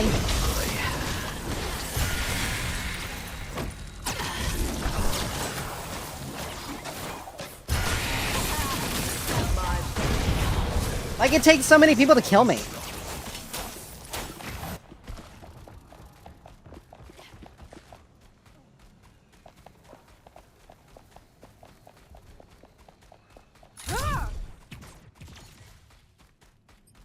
I really should get Spellbreaker though, because I'm starting to get taken out by CC.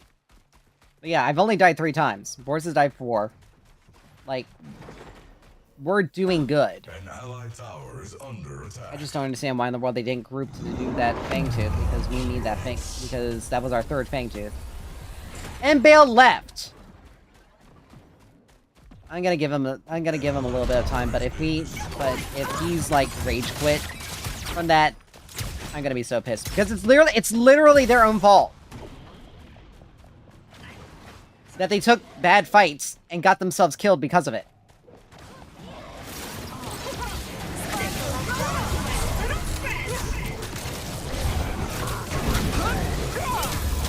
Oh my god.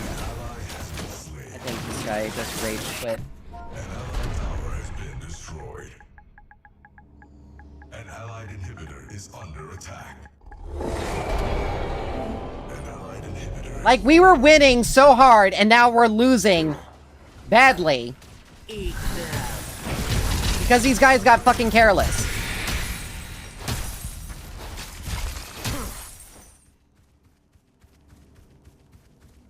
We lost another Fangtooth.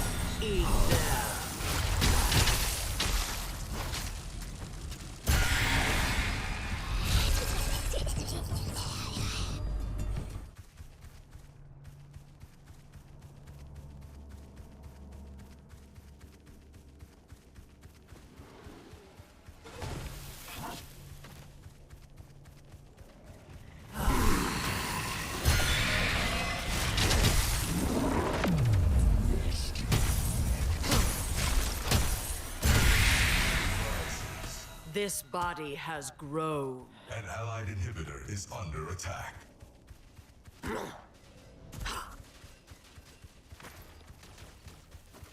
Be wary. Oh my god, Boris, why the hell?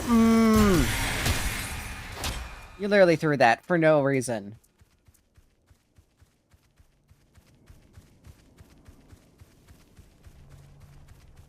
I gotta come over here to defend this one.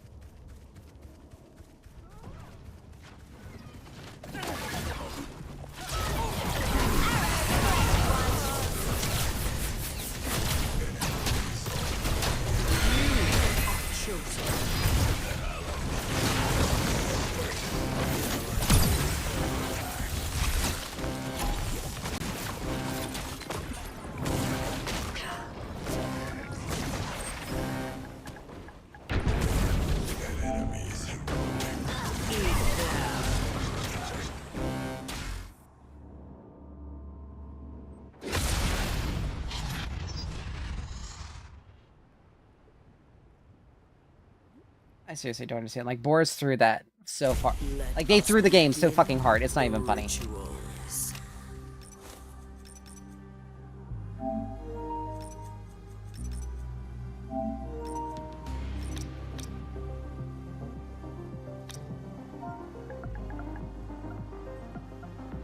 Like, I don't even know, like...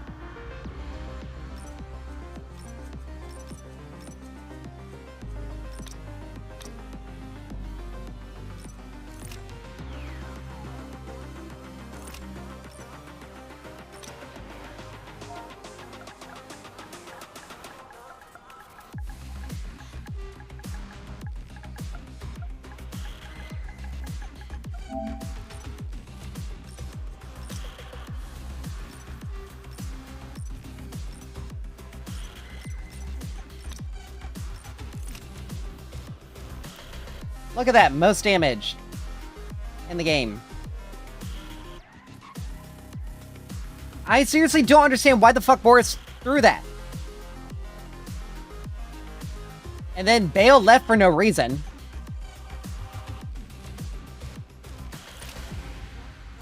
Another day, another demon in need of retribution. Great. Happiness. Yay. Well, I'm gonna call it there. See you guys later. Bye.